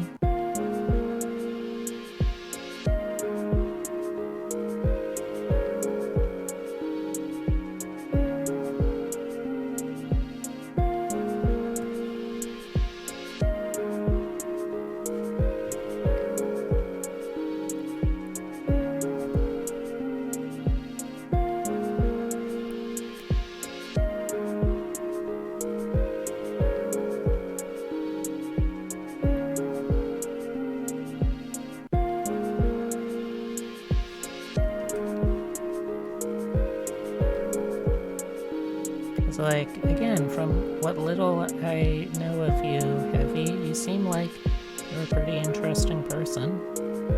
I imagine the stream that you decide to run would be pretty interesting to watch, too.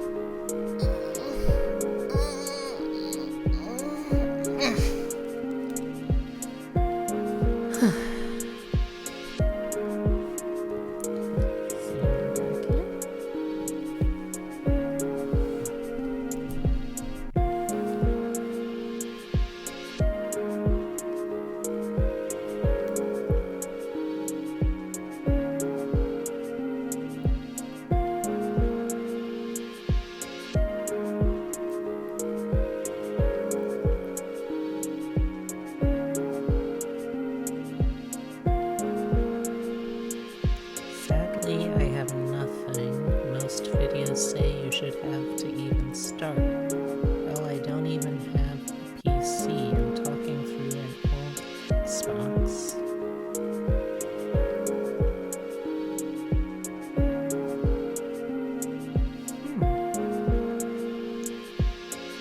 Well, look, I'll be totally honest with you. I'm gonna let you in on a little secret, Heavy. I didn't follow any guides in doing literally any of this. Everything that I do, it's because I've randomly lucked into doing something that was kind of close to, like, in the right light. If you squint really hard, you could mistake it for something right.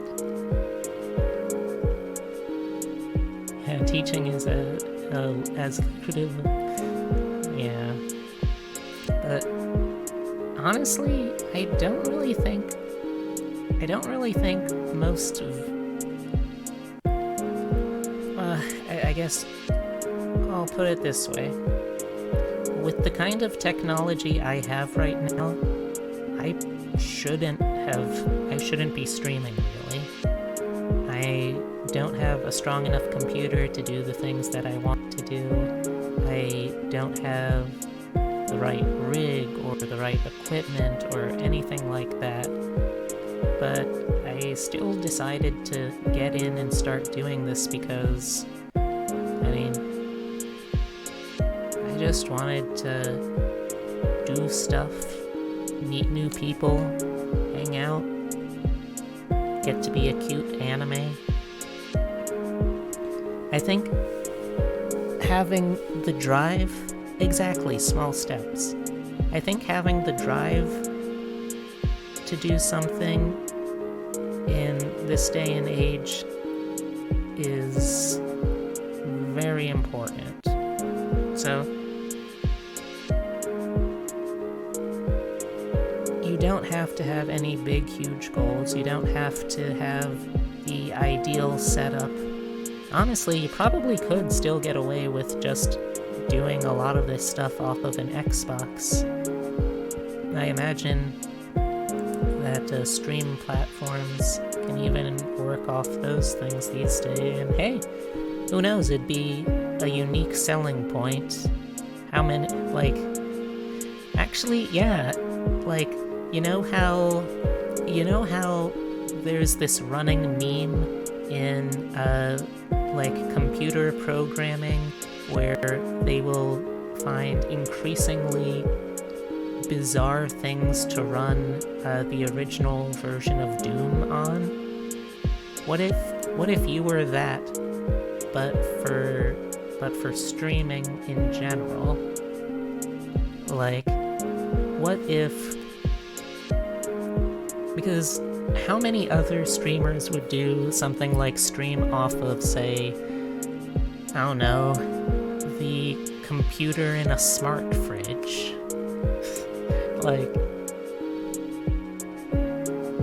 I honestly would love watching that. I think that there's a lot of ways that you can view things as weaknesses and shortcomings when you're trying to start something that feels like a big undertaking like this. But I think there's also a lot of ways that you can look at some of those things in ways that make them into more positives, or at the very least neutrals. Apparently you can stream games on the Xbox Twitch app. That app is what I'm talking to you through. Yeah, and like, even if you don't have something designed for it, like I said, if you ever became like the smart appliance streamer, I would watch the heck out of that. Even if it's just like, I don't have a computer, so I'm going to be using my phone. Something like that. Fairly simple, relatively easy to get a hold of. that's something that would still be doable, and there's still a lot of content that you could make on that, and a lot that people would enjoy, I'm sure.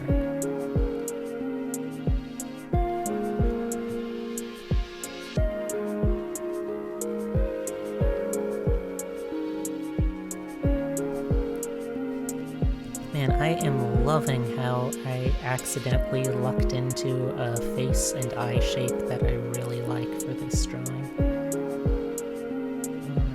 Alright, let's try and tackle them. Let's save the ears for now. Let's tackle the leaves instead first.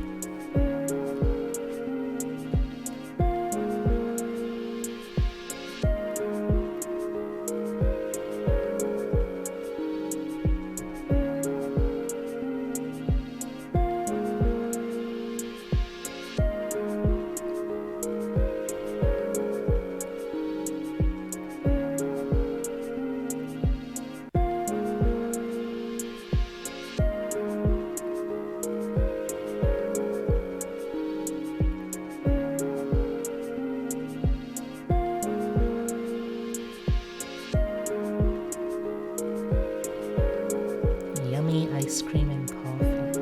Honestly, that sounds very good right now. And I don't even really drink coffee, like, at all. But okay, so does anyone else have something like a food or something like that where they don't actually even like the taste of it, but the smell really gets them? For me, that's coffee. Like, I don't really like drinking it. If I have to, I might, but the smell of, like, brewing coffee, I just love.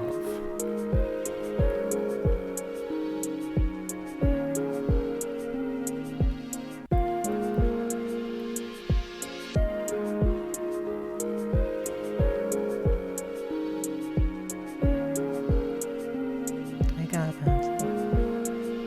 Aw. Thank you very much, Hemlock, and I'll see you around and talk to you again soon. Have a good one.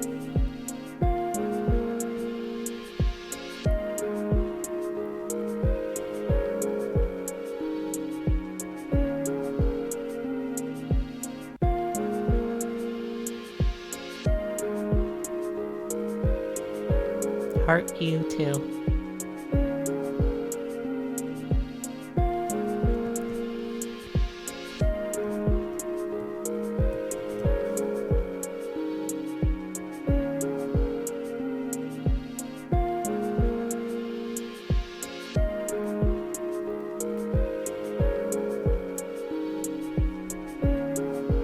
I was born and raised on coffee. I don't know if it's a Spanish thing. I can't say I've... Okay, now, I do actually, now that I think of it, know a couple of people who claim that kind of super close relationship with coffee. Well, the other person I know that had that kind of closeness with it was... Well, they are ethnically white, but they were also raised in Texas, in a really Hispanic area, so maybe? And not the weak Dunkin' Donuts coffee, real coffee that can grow hair on your hair. Oh, that sounds terrifying. I don't think I've ever had real coffee then, and not sure I want to from that kind of description.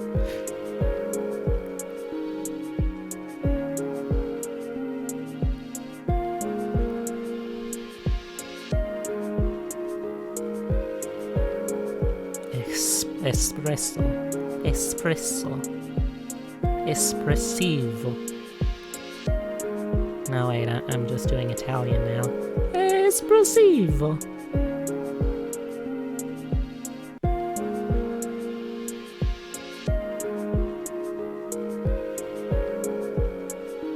The stuff you have to drink with a thimble. God, that sounds terrifying. And that's something you grew up on?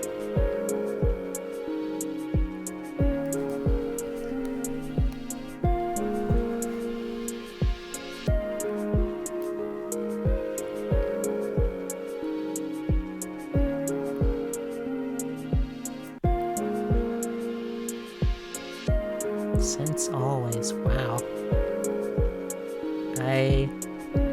I do not think I have the emotional strength that you have to deal with that, so good on you.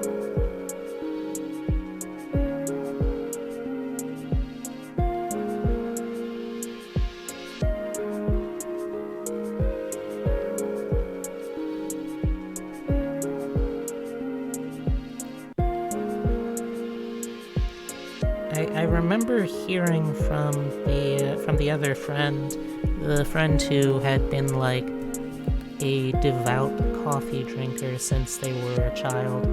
I heard from him that he had his like growth, his height growth, like what's the word? Stunted from having too much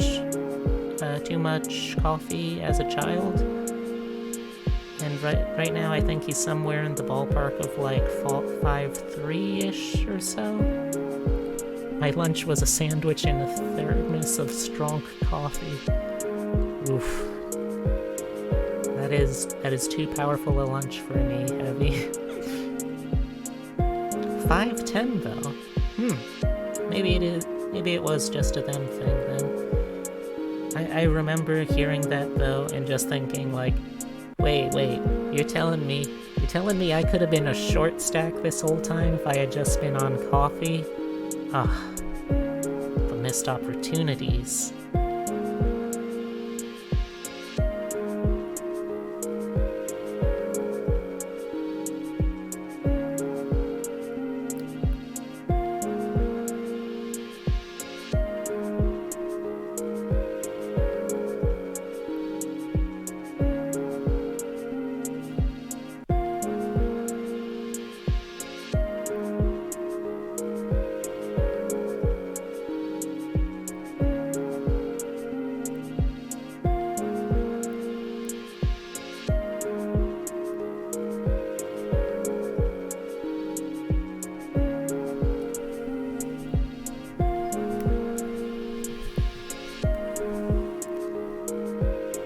So,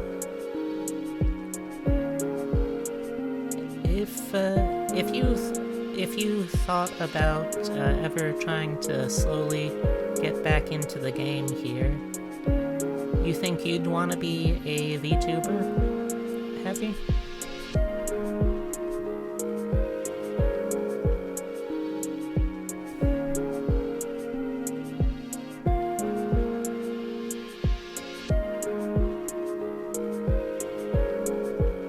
Hey! I didn't notice at first that Turbo Toad was still in the chat too.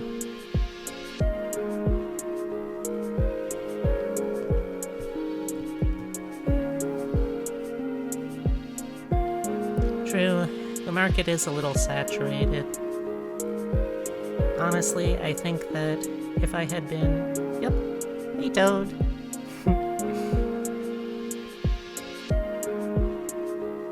Oh yeah, I figured as much, no pressure.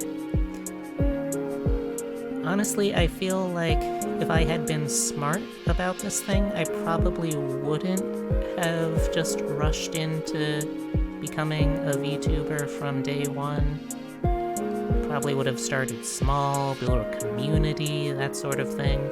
But, well, I guess the thing is, I just wanted to be cute. I just wanted to be cute while I streamed, and have fun being cute. So that was my motivation. Maybe it wasn't a good business decision. Maybe it's something I'll change in the future. But for now, I'm pretty happy living my childhood dream of being a cute animu.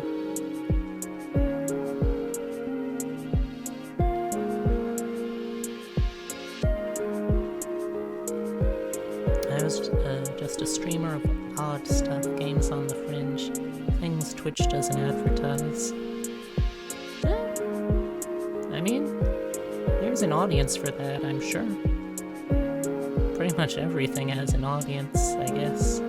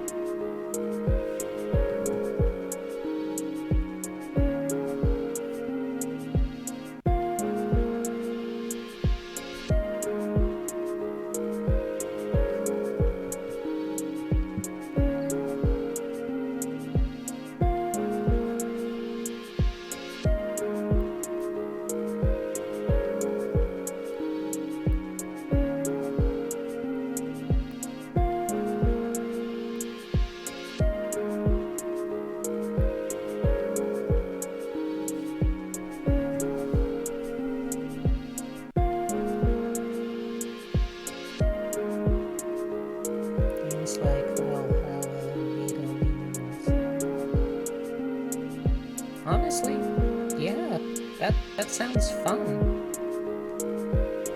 There is, even if people don't actively know what to look for on their own, because like by the nature of indie stuff, it tends to be under the radar of many people. Even if they don't actively know what stuff to look for, people are interested in that stuff. If you stream it, there will be people who come and check that out. Oh, I gotta stretch again, jeez. It's a little better at least. I really need an actual chair if I'm gonna keep streaming.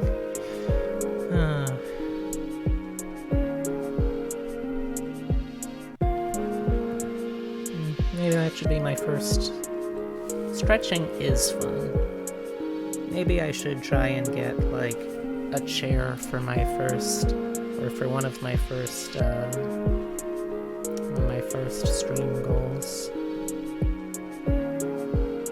Alright, I've beaten around the bush long enough.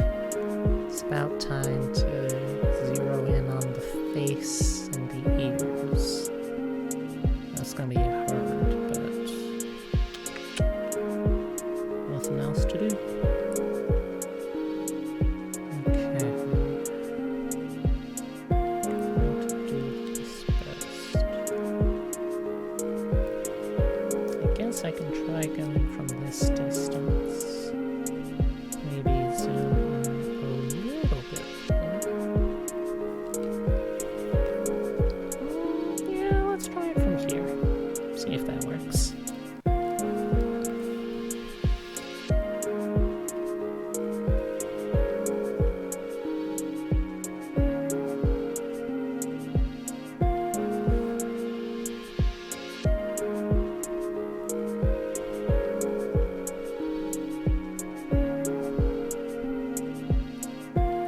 Oh, you asked before what style I tend to like in art. For me, chibi works.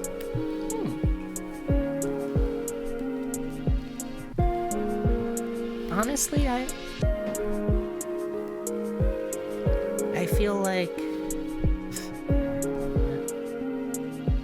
Also, I'm noticing that I say honestly a lot before I couch my opinions, which I guess is kind of weird, since why would I be dishonest about this kind of stuff? But chibi's good. Chibi's cute art. Things don't have to be super detailed to be good.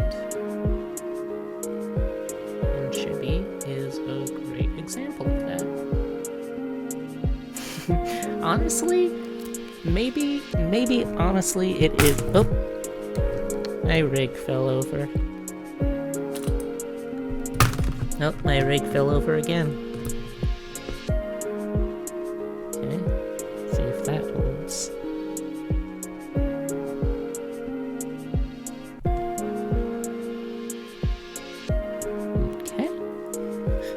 Well, honestly, if you think me saying honestly so much is a nice quirk, then honestly, I'm probably okay with it. Maybe that should be one of my first Twitch emotes. Rabbit, honestly. I have no idea what that would look like, but that could be a fun joke. And really, what are Twitch emotes if not inside jokes to share with your chat?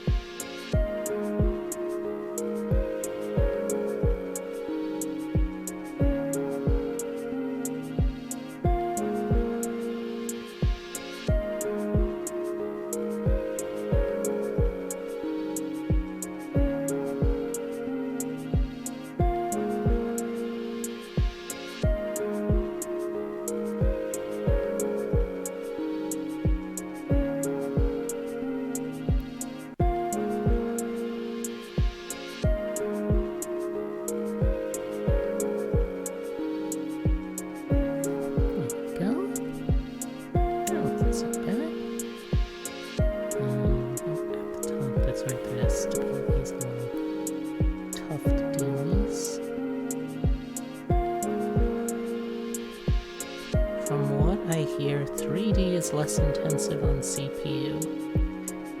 That is true. I have heard that. That confuses. I think it's that I can't remember exactly which is which, but it's supposed to be that if you have better CPU than GPU, you're supposed to do one option, at least in terms of like peak efficiency. If you have more GPU than CPU, it makes more sense to do the other option. I just picked Live 2D because I had a lot more patience for learning how to draw and animate in this, which really sounds counterintuitive considering that Live 2D is actually much harder in my experience to learn than like something like VRoid Studios. If I'm being totally honest, I do plan on having both a 2D and a 3D model to just use whenever I feel like it.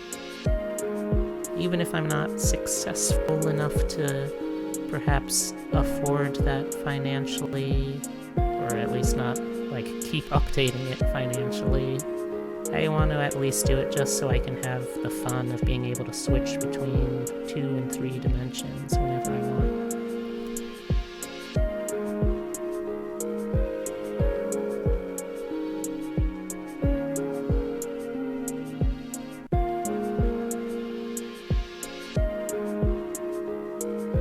Oh wait, you said that you have the artwork that you really like that you made into your avatar.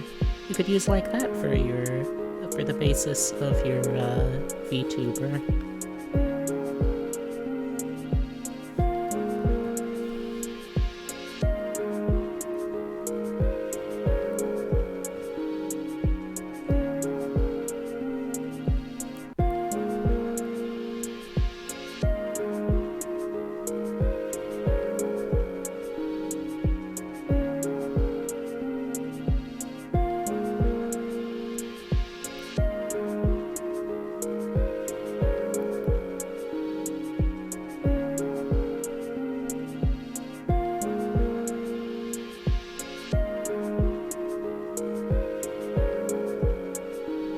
a small piece. I don't need other references. Well, admittedly, this is partially, I guess, because, like, I can't actually, like, see right now, since it just shows me your name, but if it's not enough for a full avatar setup, it's definitely easily enough for any competent artist worth their salt to take that design and just expand it, flesh it out a little more, beef it up a little bit. It really shouldn't be that hard to keep it relatively the same as what you fell in love with and make it totally usable.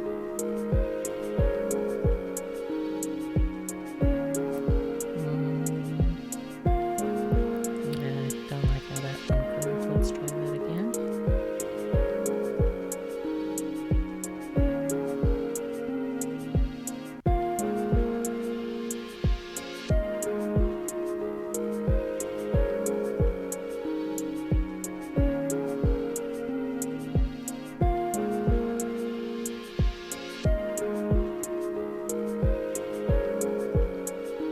I bet you though, I bet when I'm finished with this stream and I go to check your avatar, I bet it's gonna look cute as fuck. And I bet it would make a cute as fuck VTuber avatar too. Honestly, that's my personal, professional opinion.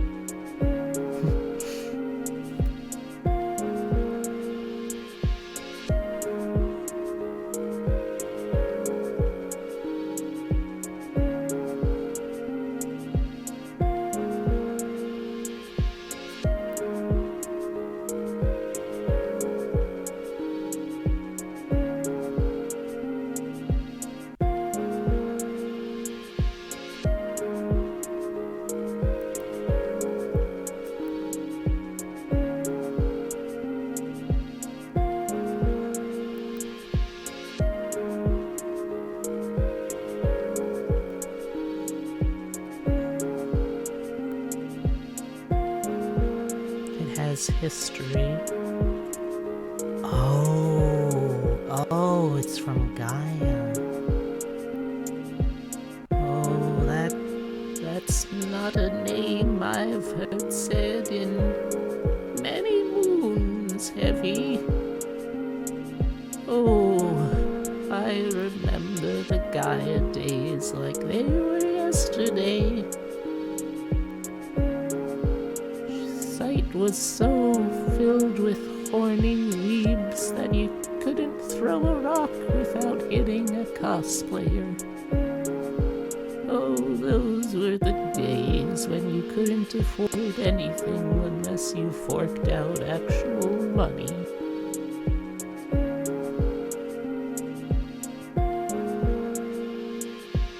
Sorry, did that get too real?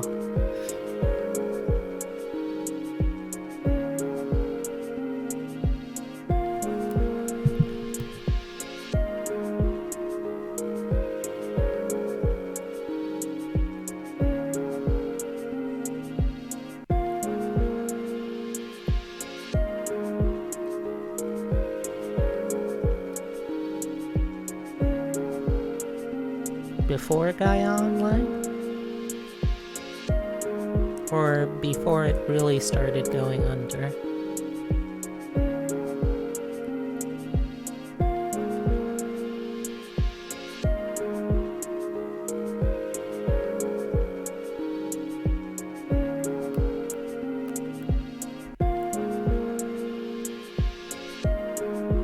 Before it became pay to win. Yeah. I think I was on that site right when it really started to make the turn that would eventually ruin it. I was on there from around like 2009? No, I can't say that. I think it was more like, I was on there from like 2009 to 2011? No, that was too late, because I definitely wasn't in it when I got into college. I was definitely there, though. I remember that place. Now, Heavy, I've been there before. I know that room. I've walked that floor. I used to play Gaia online before you knew me.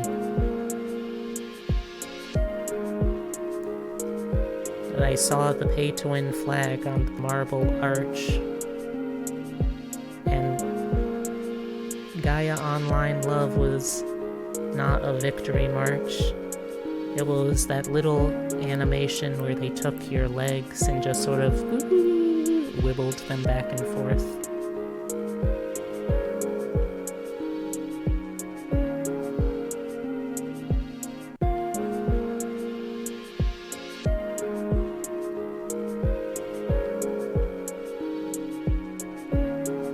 Honestly, I kind of regret not getting back into digital art in time to take advantage of the heyday of Gaia Online art commissions.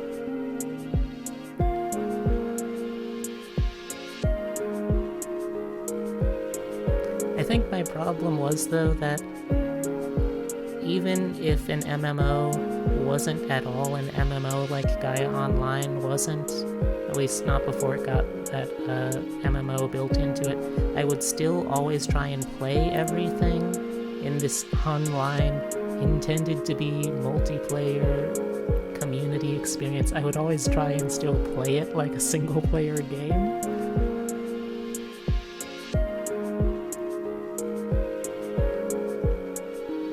Like, I don't know, I don't play MMO stuff to make friends or to hang out with people. I played it because I played it. That's why I never ever got far in any MMO I ever played.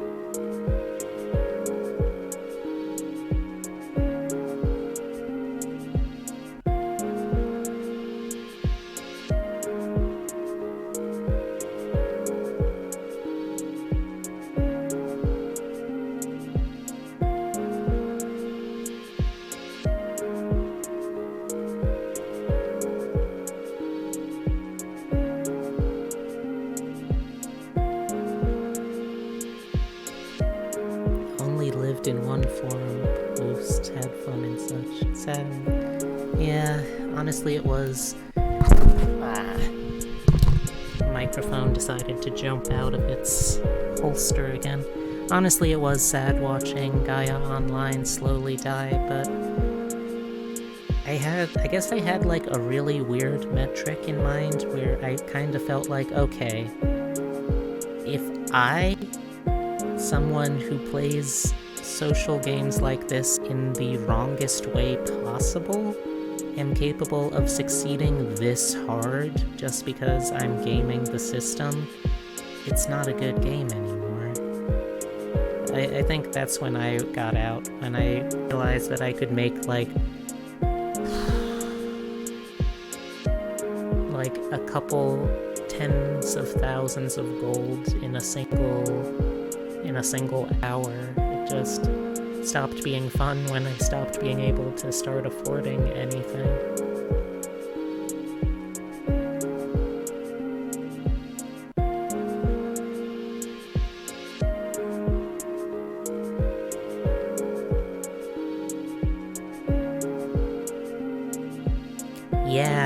Yeah, the inflation was crazy.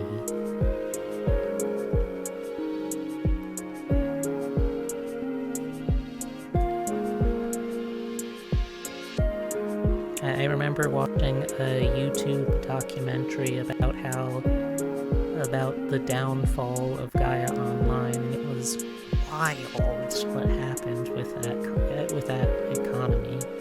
They actually started making like textbook, literal like economics textbook examples of how things can break really bad when someone actively jacks your account because you had good items. Ugh, yeah, that's pretty rough. Did that happen to you?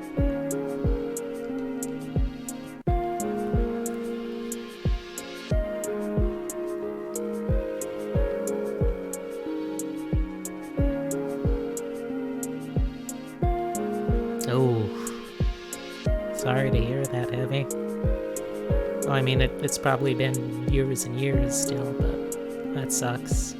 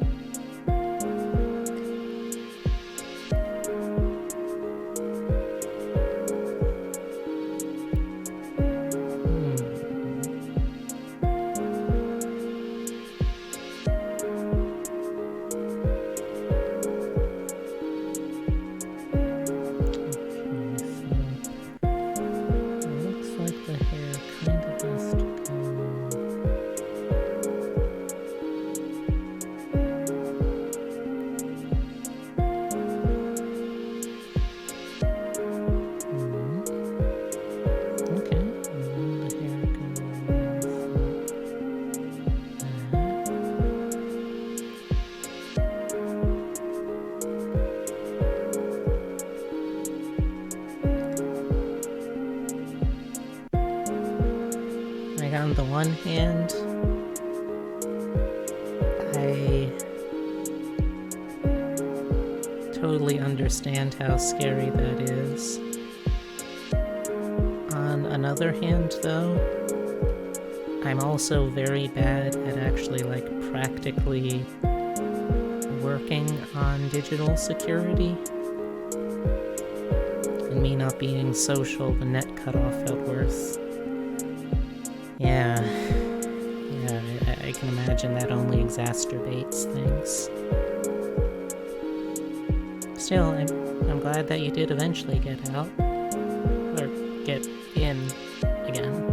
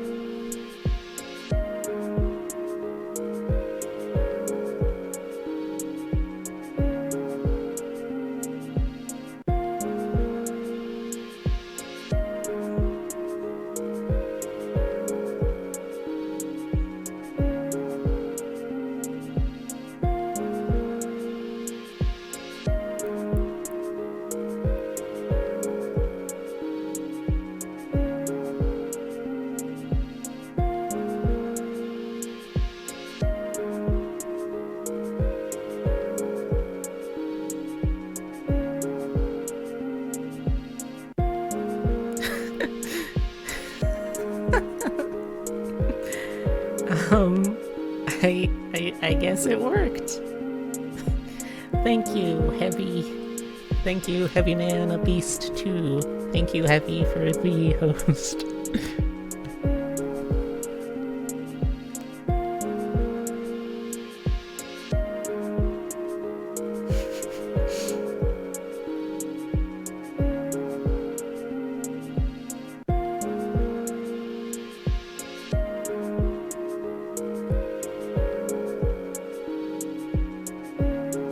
Wasn't totally sure what you were doing before, but that was a fun surprise, gotta admit.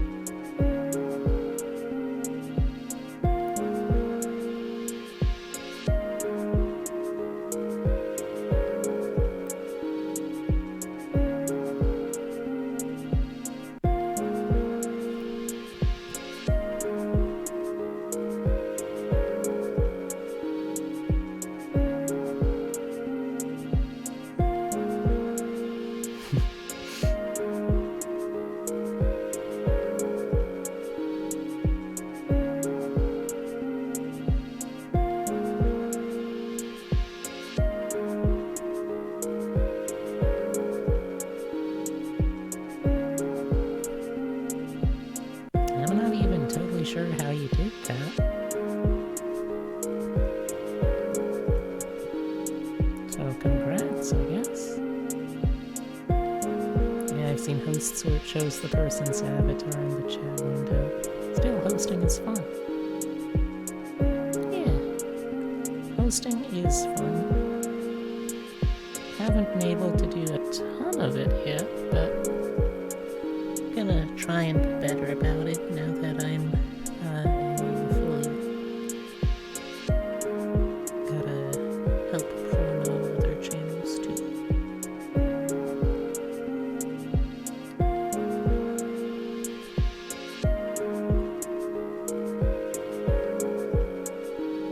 I cannot wait till I've got an actual chair that I can use instead of just sitting on my bed while I do all this. It's gonna be so much better for my back.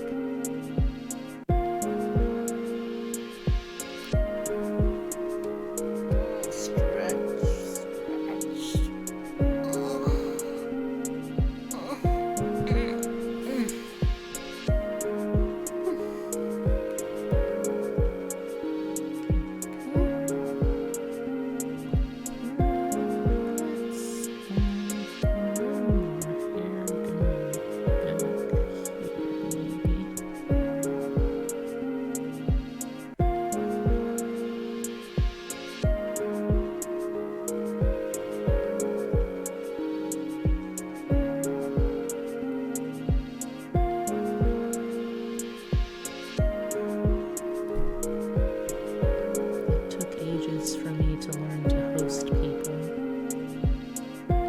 Xbox app doesn't let you do it. You have to get a work phone for homework. So I put the app. That's pretty smart. Doubt I would have figured that one out.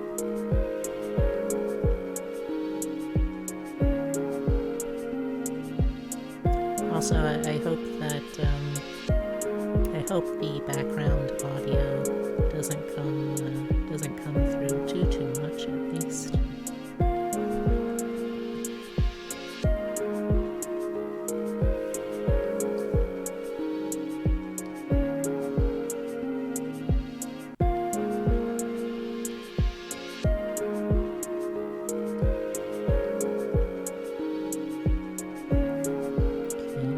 Other side is largely the same kind of style at least, so I can just sort of go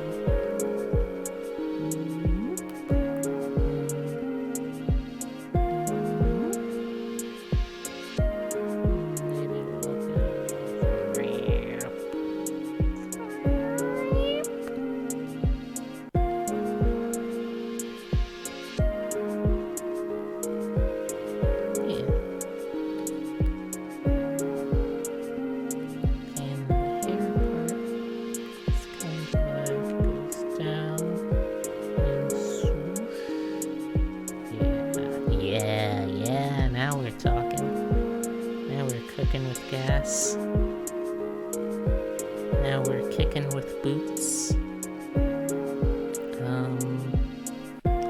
Now we're shoving apples.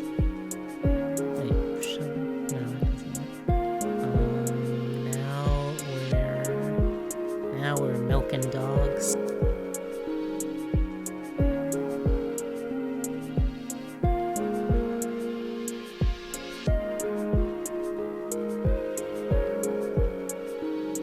Yeah, I guess colloquialism is never been a strong suit.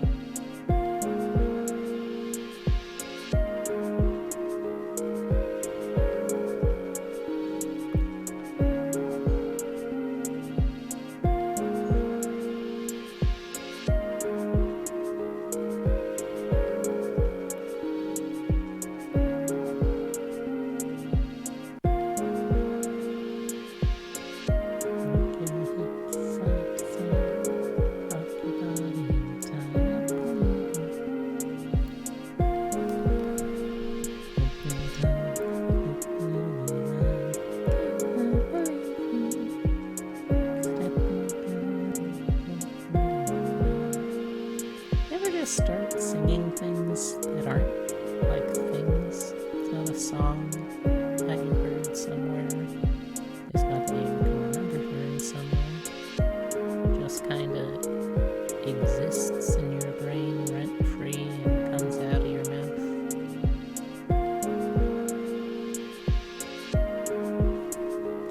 You to adjust my tablet pen.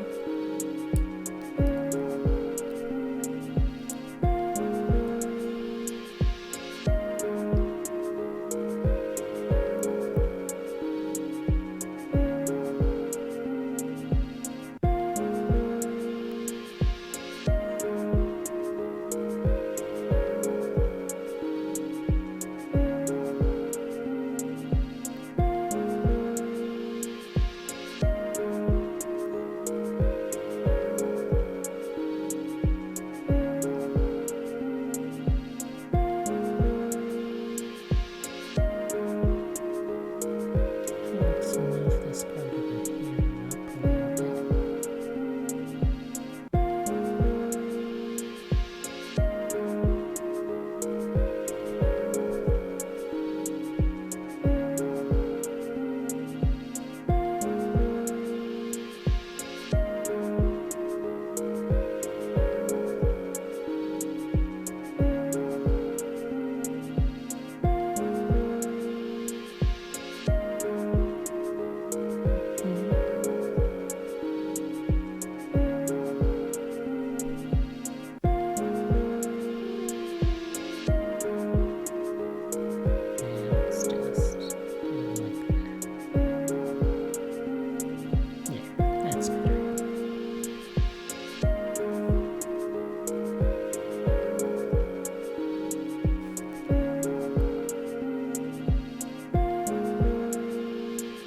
honestly, I'm so glad that I managed to push through to get affiliate, because, like, it's honestly such a pressure to constantly be able to perform the numbers that you need to regularly at this point in my streaming career. So just to have that done out of the way with this early is huge.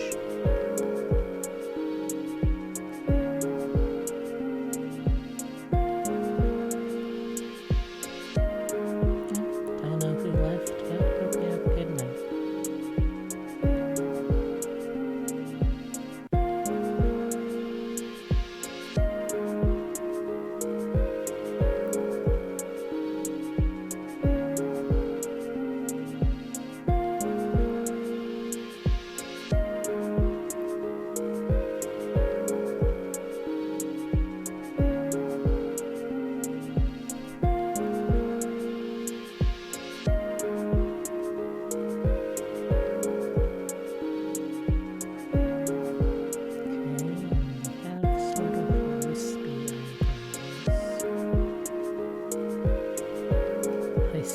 to you from the vast desert of the internet as a test.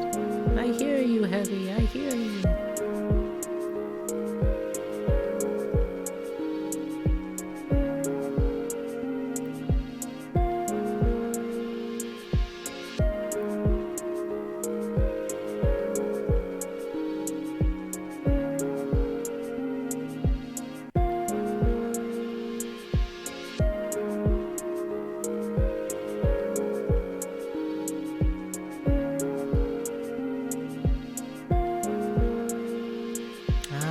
Okay. Well, consider your test successful. Because it was. That's why you should consider it successful. Oh, I hear a plane.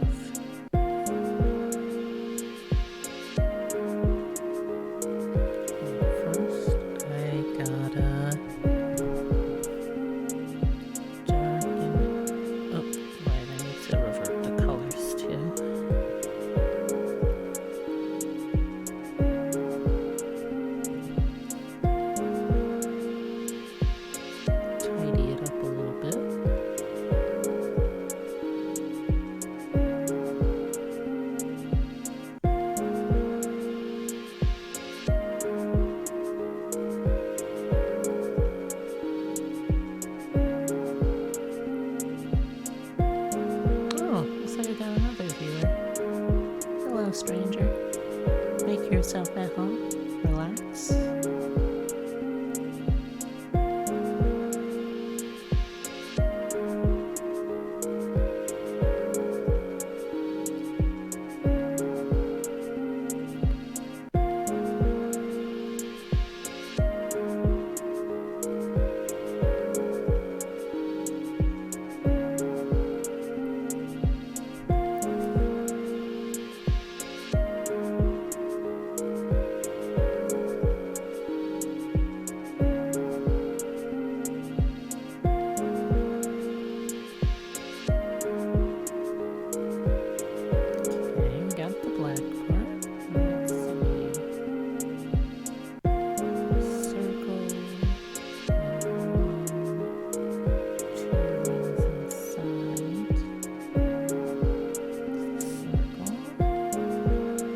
Fortunately, no one here is part of the art police, so I can cheat.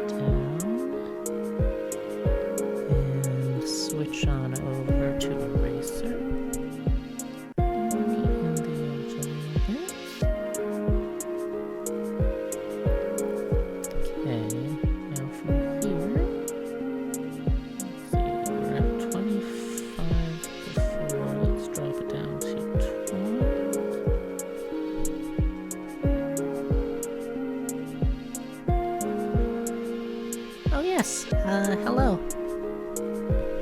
Don't totally know who's there, but that's okay. If you want to chat, you're welcome to it. I always like talking. If you just want to watch, you're welcome to that too. I try and accommodate.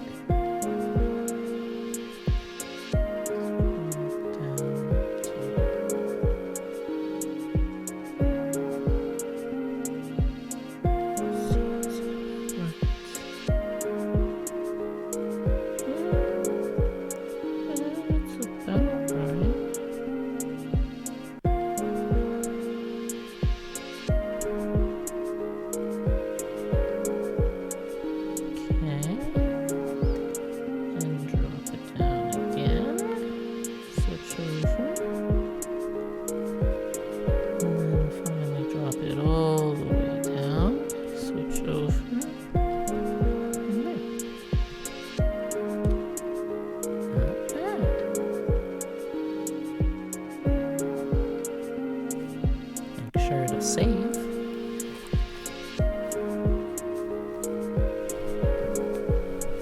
Adjust my seat again, because I am too gay to be able to sit correctly. Let's adjust the mouth a little bit too here.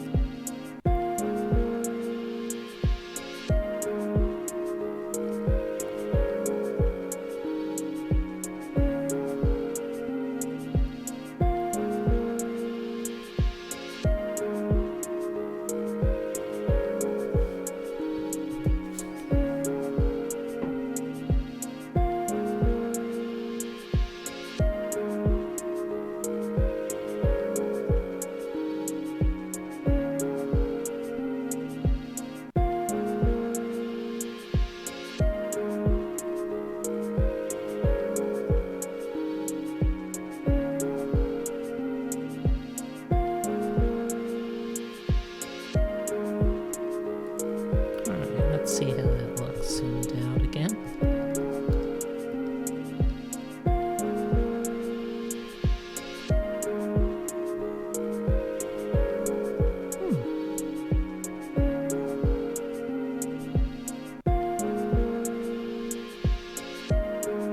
There we go, yeah, I'm liking that now. Oh yeah, that's very fun. Okay, let's back in here, hot sec, and give a little hint of an arm. Not that much hint of an arm.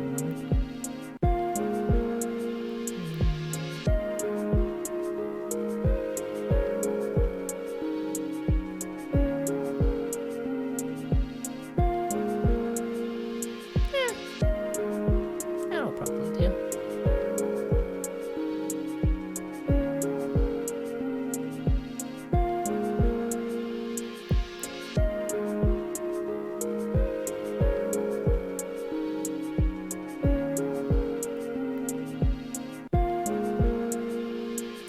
How am I doing frame-wise, by the way?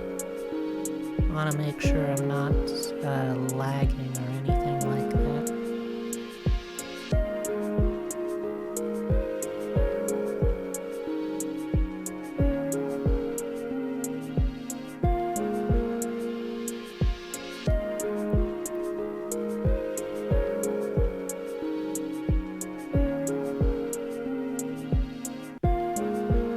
No lag? Good to hear.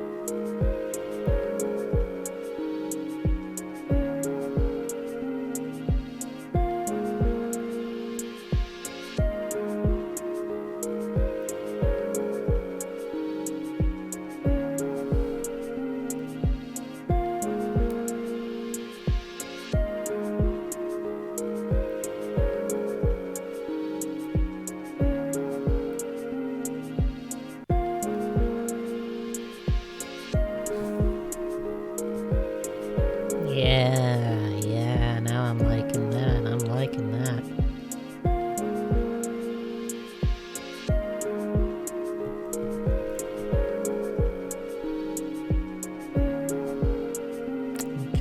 Okay, let's see where am I going with this? I think I'm going to color.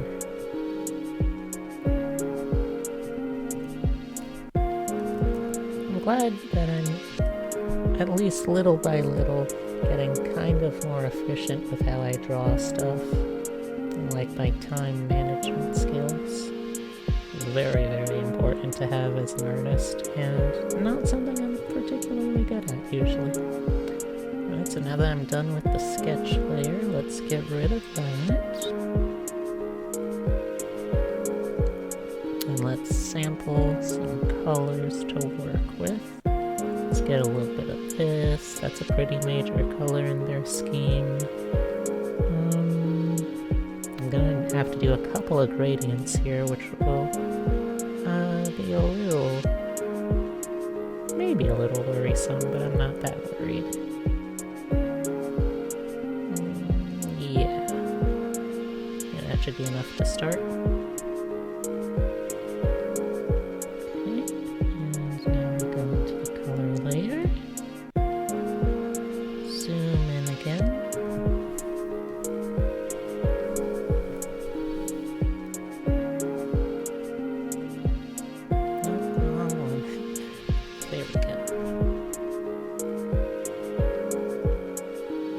recently learned a fun little trick for being able to color outside of the lines and go back and fix it pretty easily, so I'll probably try and use that here.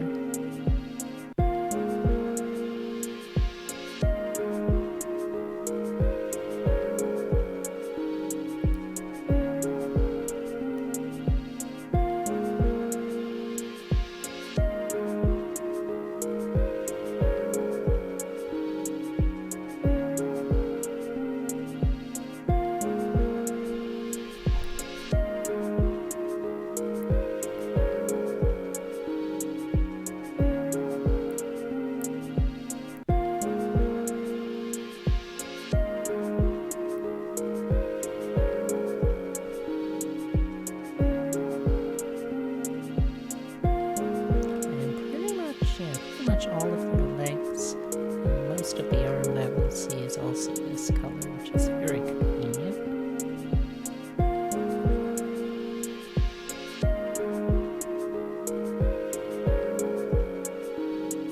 Hey Heavy, do you think I should try my luck at using the internet radio program I have again, or do you think the lo-fi background music is still okay?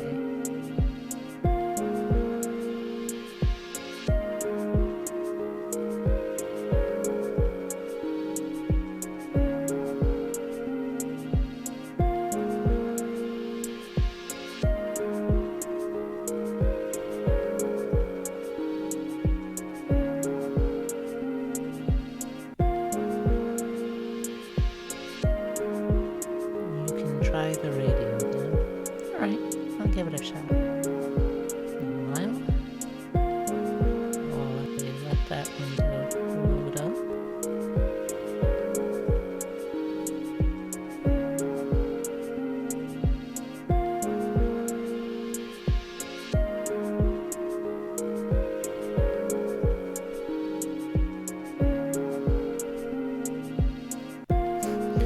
Oh no, I'm sorry, I didn't mean to infect you.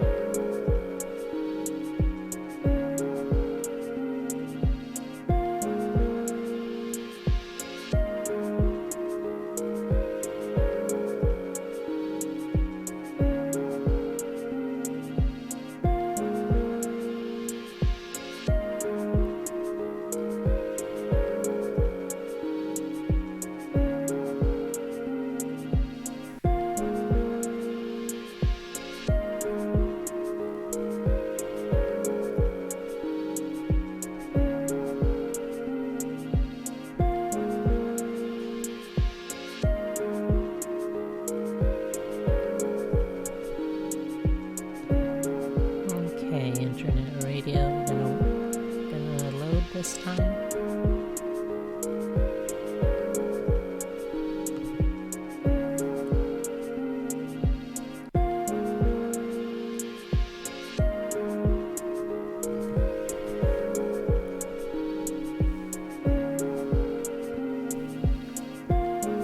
Alright, so now what I learned I can do is I go back in and I use the magic lasso tool on the line layer to pick everything that I want to be this color.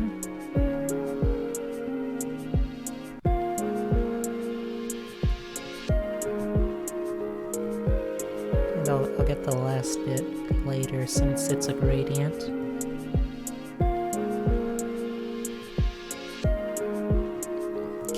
So now that I've got all of that selected, what I'm gonna do is I'm going to invert the selection, then go back to the color layer and delete it. Et voila! Neat. Easy color job. Now I just go back in and go over where the lines are a little messy, but it saves a ton of time. Very simple life hack that you can use in pretty much any drawing program worth its salt.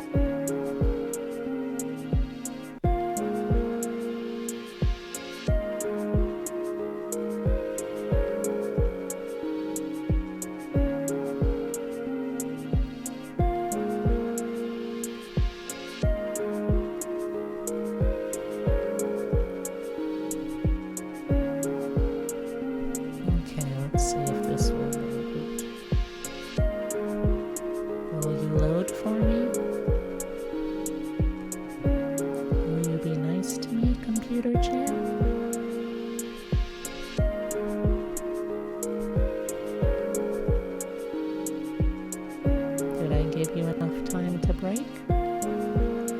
I mean, did I give you enough time to have a break? I don't want you to break. Not again.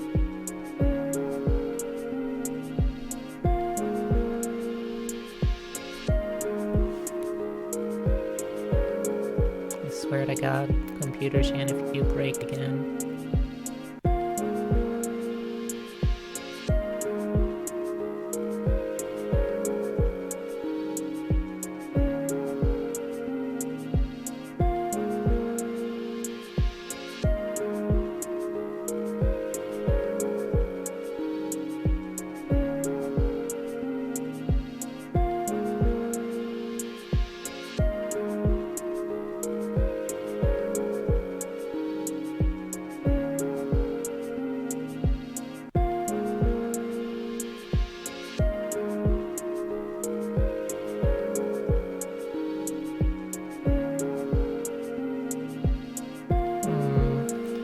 Like the computer is still struggling, so I guess it's...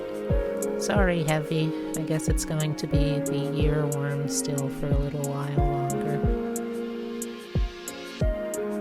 Someday, I'll be able to have a computer that can do things like run basic radio programs. But it looks like today is not yet that day.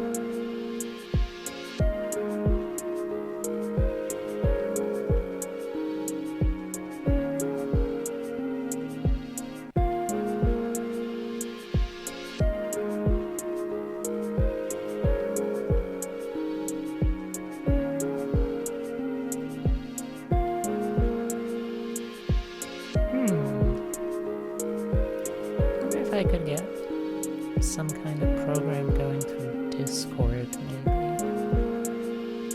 That might work for another way of doing audio, if the radio is making things laggy.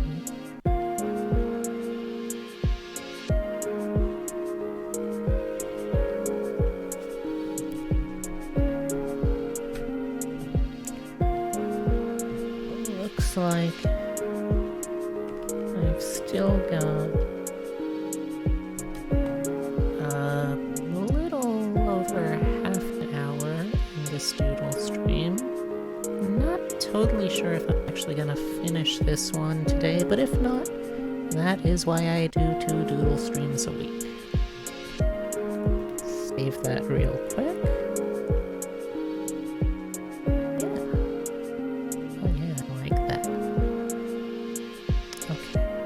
Other big color here. Yeah. You know, I hadn't thought of that. guess it might be.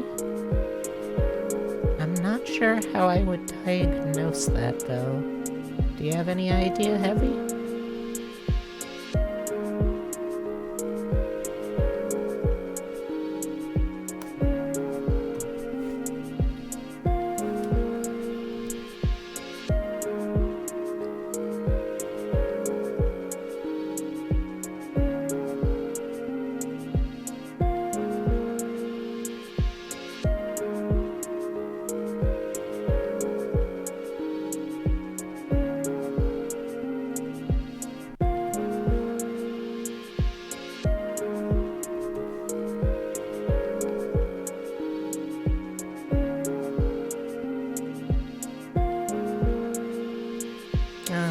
That's fair.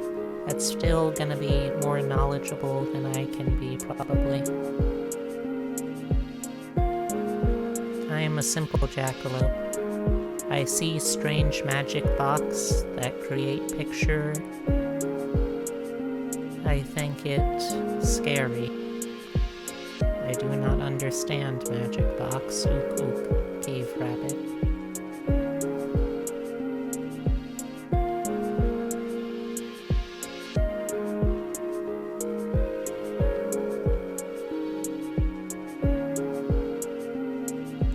Once I'm done with the color layer, I'll go back into the line layer to recolor that stuff. Stuff like the stems and the leaves. Which again, might not get to tonight. That's okay though. Still got a ton done. I am more than happy with that. I am really just digging how this drawing is coming out.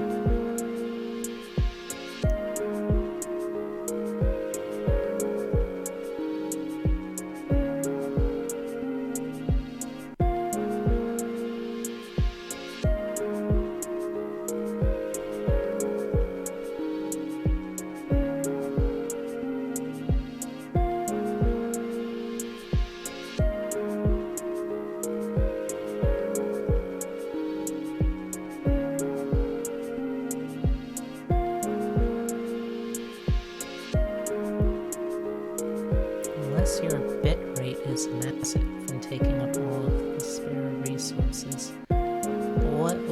What is a bitrate?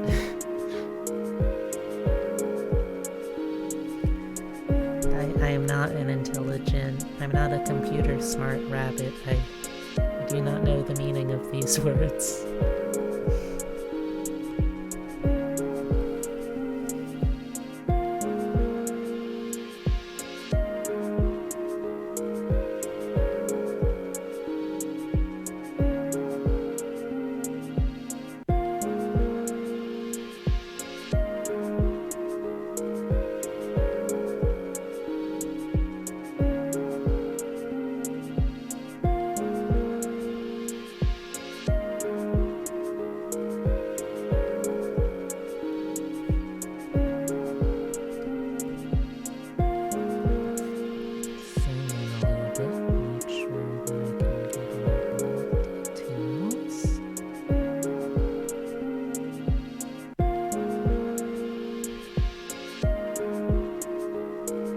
It's a setting in your stream labs tells it how good your internet is. Huh. I see. I'll probably have to fiddle around with that then, because I have no idea. Excuse me. It looks like the ear tuft is just a little bit lighter than the back tuft, so, wrong layer. So let's get some of that. And let's also get brown. Get that,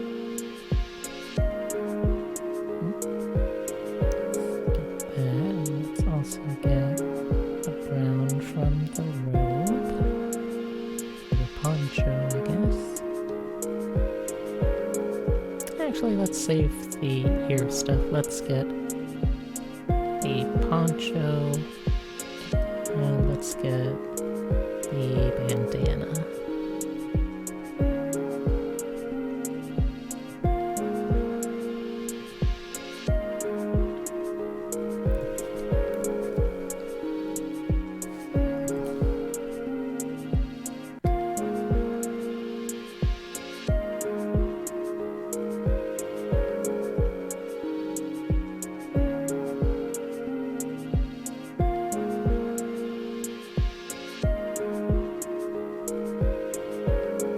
It's alright, Heavy.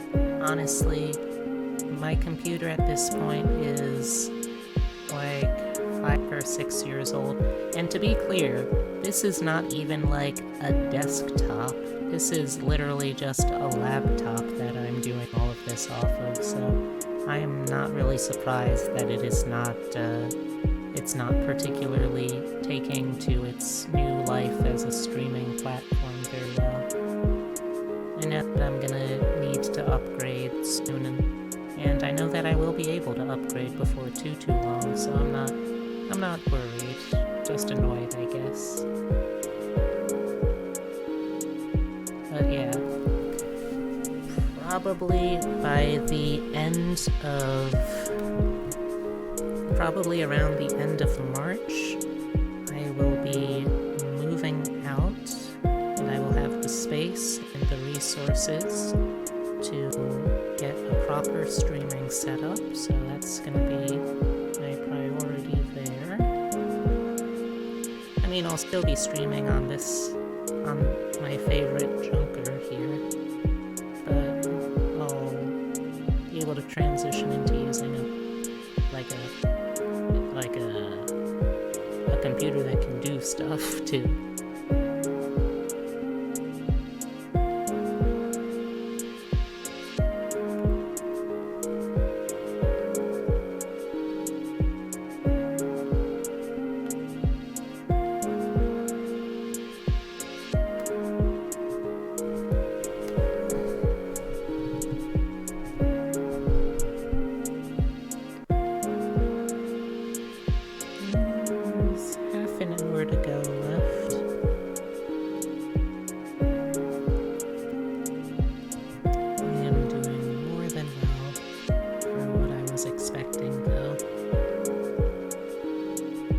Last time I did one of these drawing streams, I only got to this stage, like, with maybe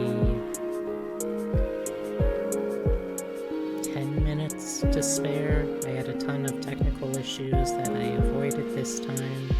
I wasn't as confident as I am this time. Even if this one, and it probably will, need to go into the next recording session for Doodle Days, I am totally happy with how it's turning out. And that is a trade I will take 10 times out of 10.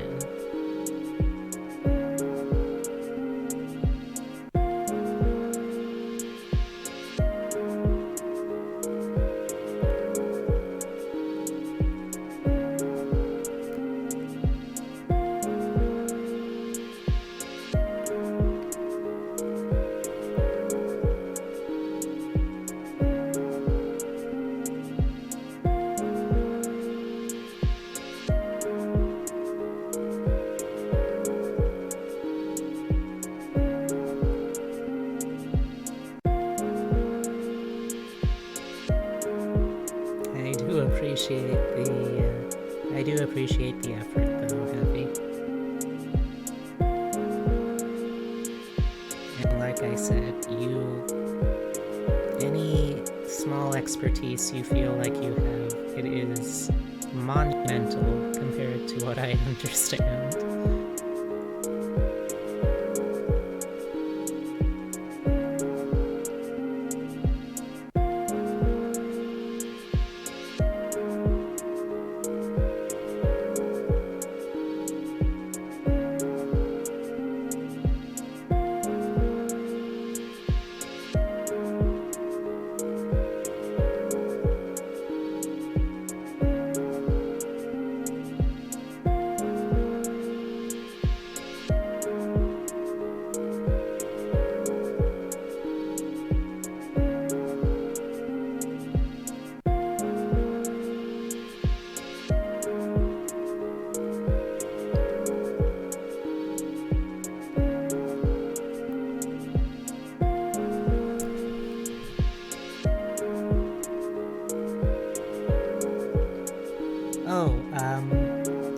Toad, while I remember,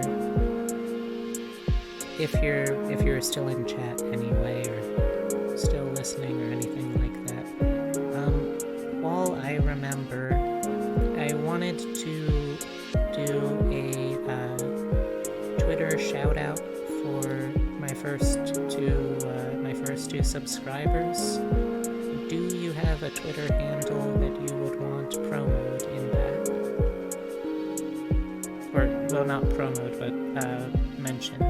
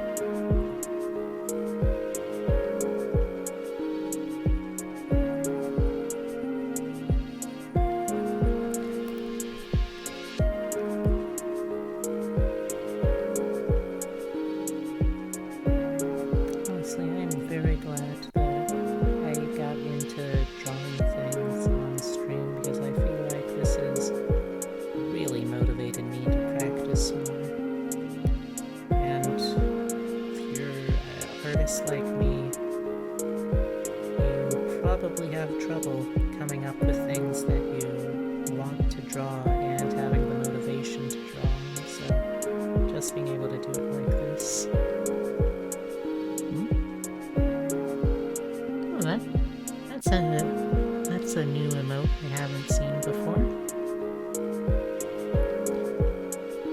But just being able to have something that I can make myself need to draw. It's counterintuitively actually very freeing, I feel like to not have to worry about, oh, do I really want to draw that? Do I really want to do that much work? Just being able to have something like, well, oh, a lurk emote.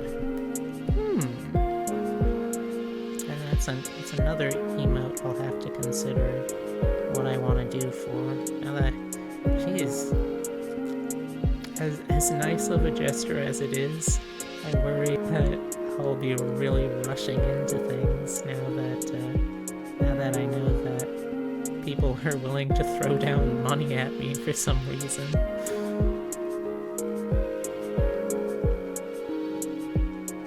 But where was I going with that? Right, just being able to have something that I need to draw, that I want to draw, that I can get the simple pleasure of seeing someone's reaction to receiving free art. It's just a very therapeutic way of drawing practice. Okay, now let's do these leaves next. Oh, right, keep forgetting wrong layer. Okay, that. Let's do the leaf stems too while I'm here.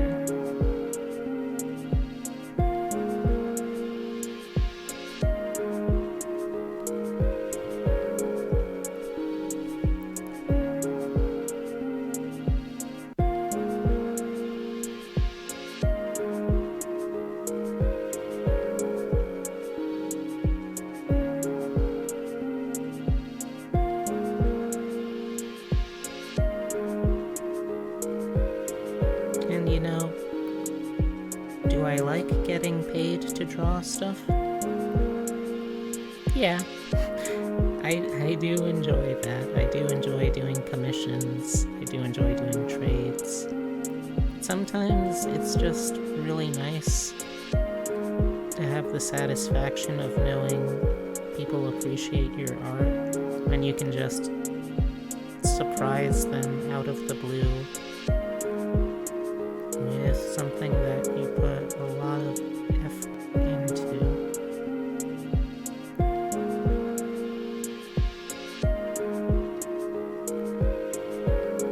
Even if I do think sometimes it still comes out looking a little silly. Silly can be good. Silly can be good.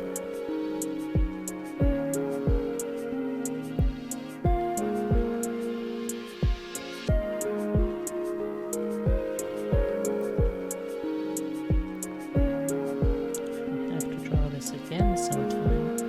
We'll know in the future. For this kind of thing, it's probably best to do the line art in the color you want it to be in the final thing. So this is a learning experience. That's good. Always need learning experiences. Never done learning.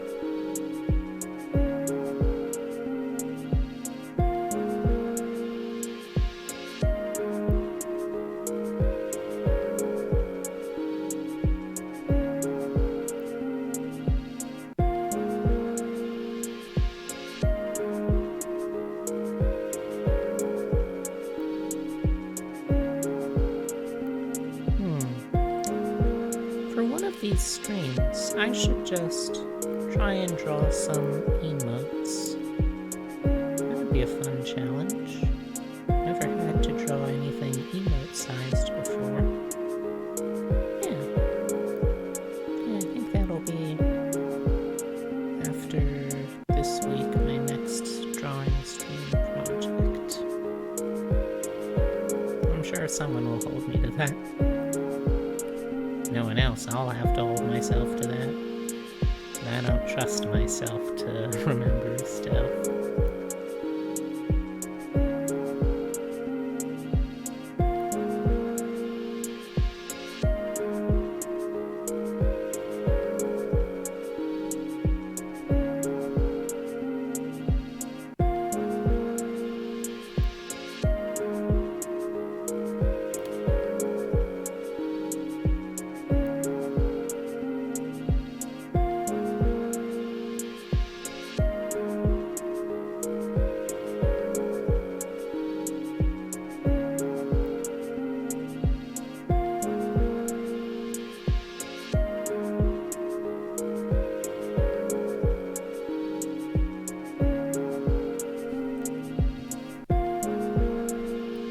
Is that all the leaves? Yes, that's all the leaves. Make a quick save. Jump back to the color layer. Time to fill these bad boys in.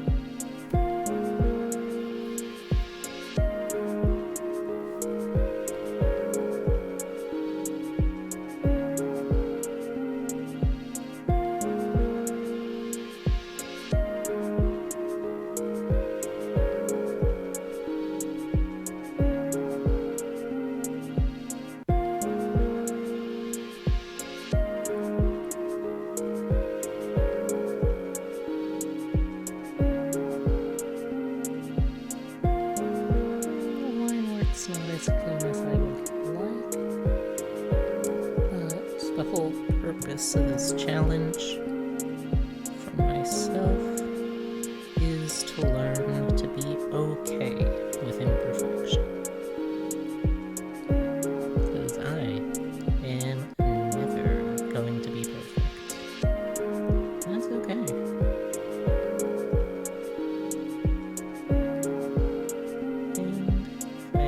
Myself that enough, it'll come true. And it will be okay.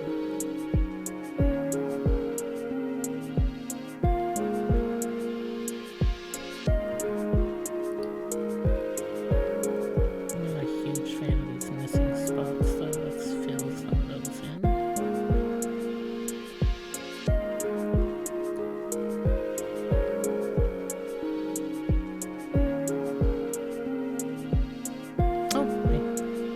A leaf.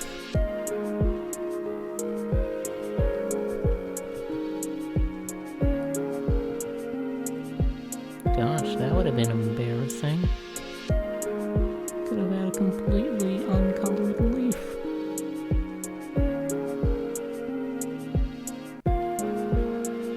Pays to double check. Zoom back out, get a good look.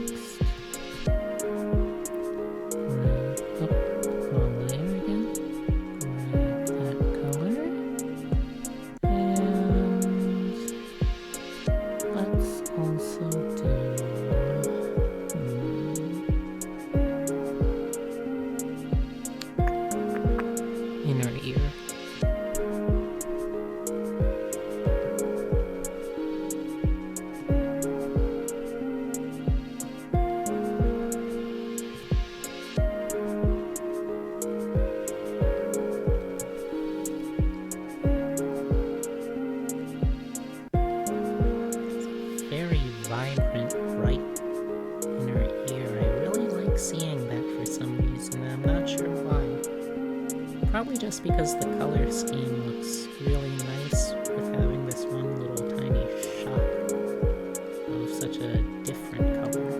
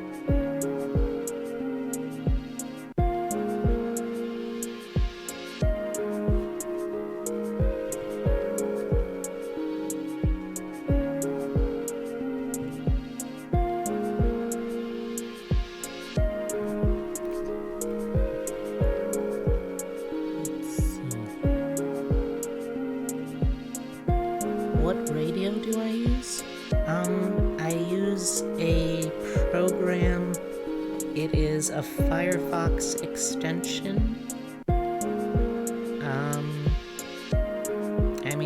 I use it mainly because I don't have anything like a subscription to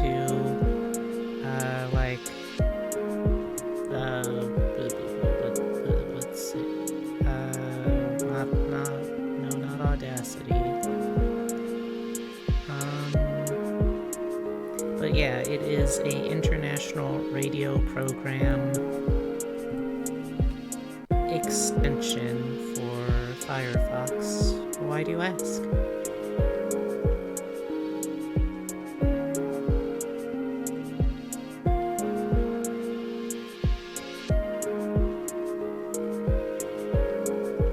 And again, sorry for if the background music got a bit much. Just let me know and I can switch it off too.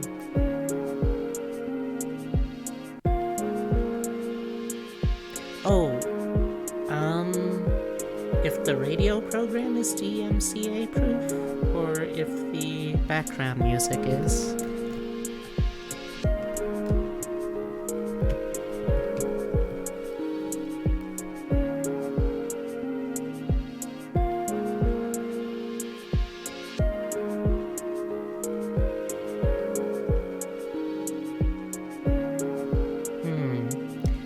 Honestly, I'm not sure.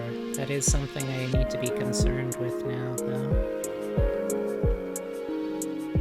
Now that I'm actually able to monetize things, I gotta be careful of that stuff.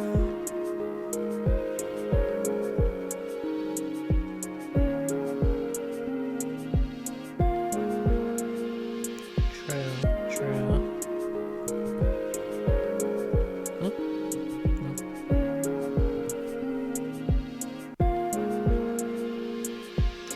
Is definitely something I'll need to look into more, though.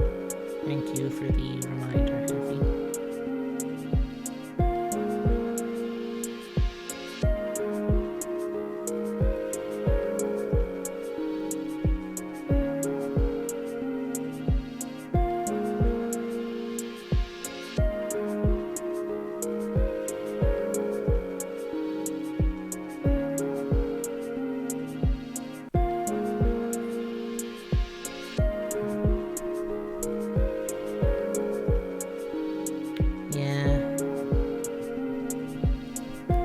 I understand DMCA needs to exist in some form or another, but it is still rather annoying.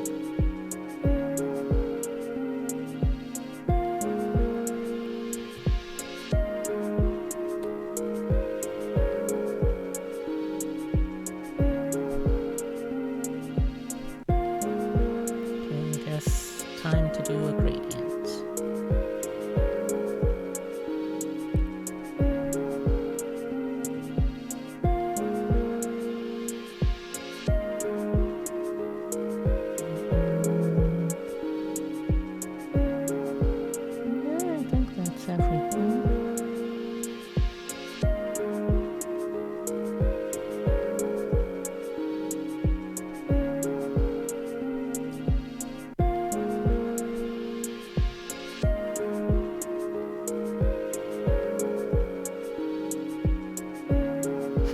Yeah!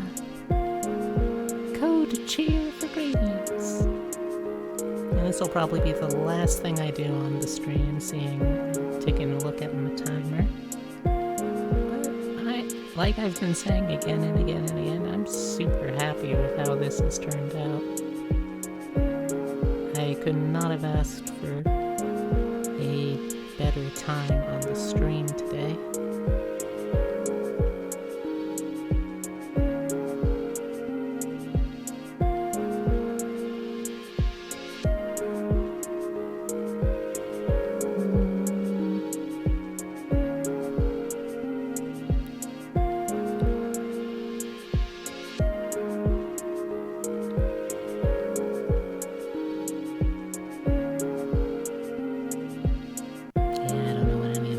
So let's just leave that be.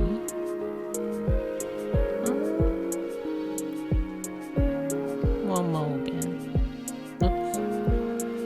No, not that. Like, from there to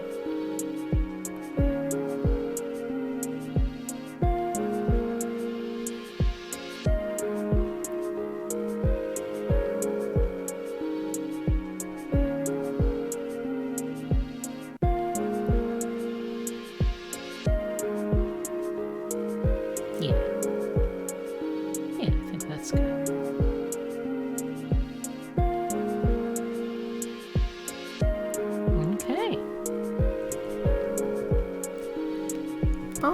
Alright. And just on time. Oh, and just in time again. Thank you, Promobot. So yeah, I think this is going to call it for this.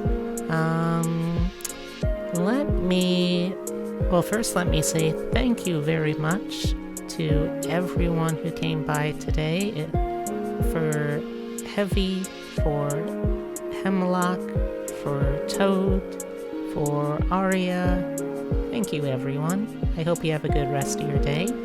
I'm gonna turn off my webcam now, so that way I can see if there's anyone else online I can throw my two viewers at. And let's say for this, what would be a good thing to say for a raid message? I guess a raid message only really works if you have like a whole ton of people coming in at once. But I guess it could be something like,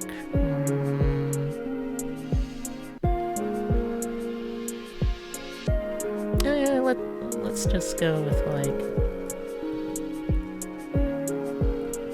this is gonna look bad because it'll only be like 2 or 3 people doing it, but might as well.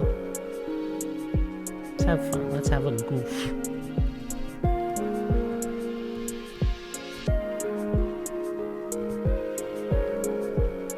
There we go. That's a raid message.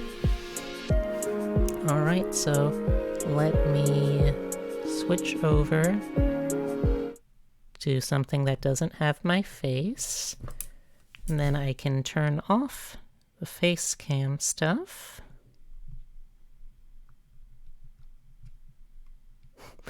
Thank you, Heavy. I know you will. Alright, and let's see. Let's check on mobile. Who else is on right now? Who can I raid? Who can I raid?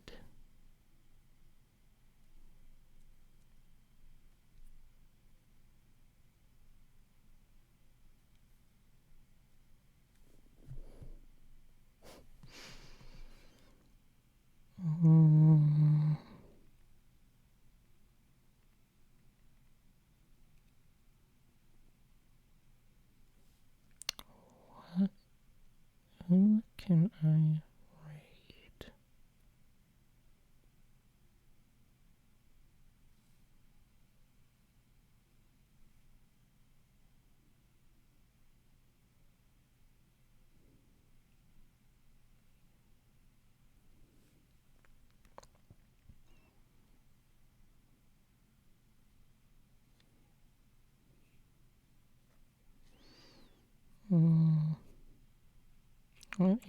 Are you gonna load the rest of my page?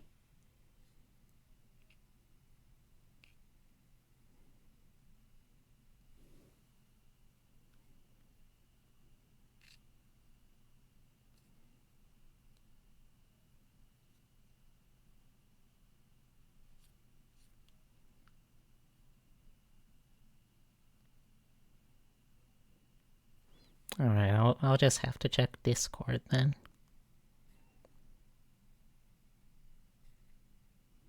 Are you still streaming?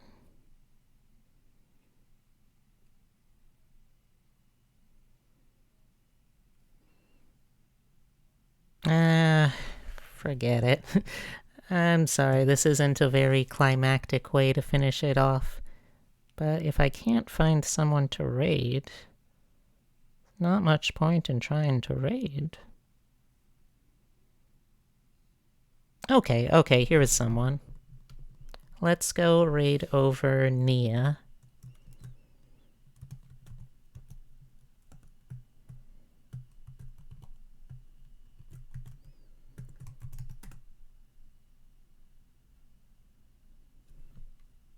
I think that wait, did that command... That command probably didn't work, did it?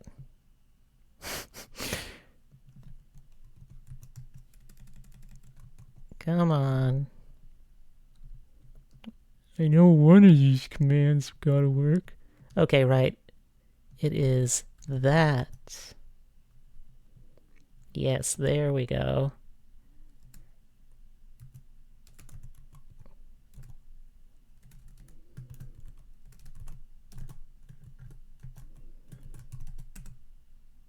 There we go. Alright, let's throw all 2 people over at Nia. Bye.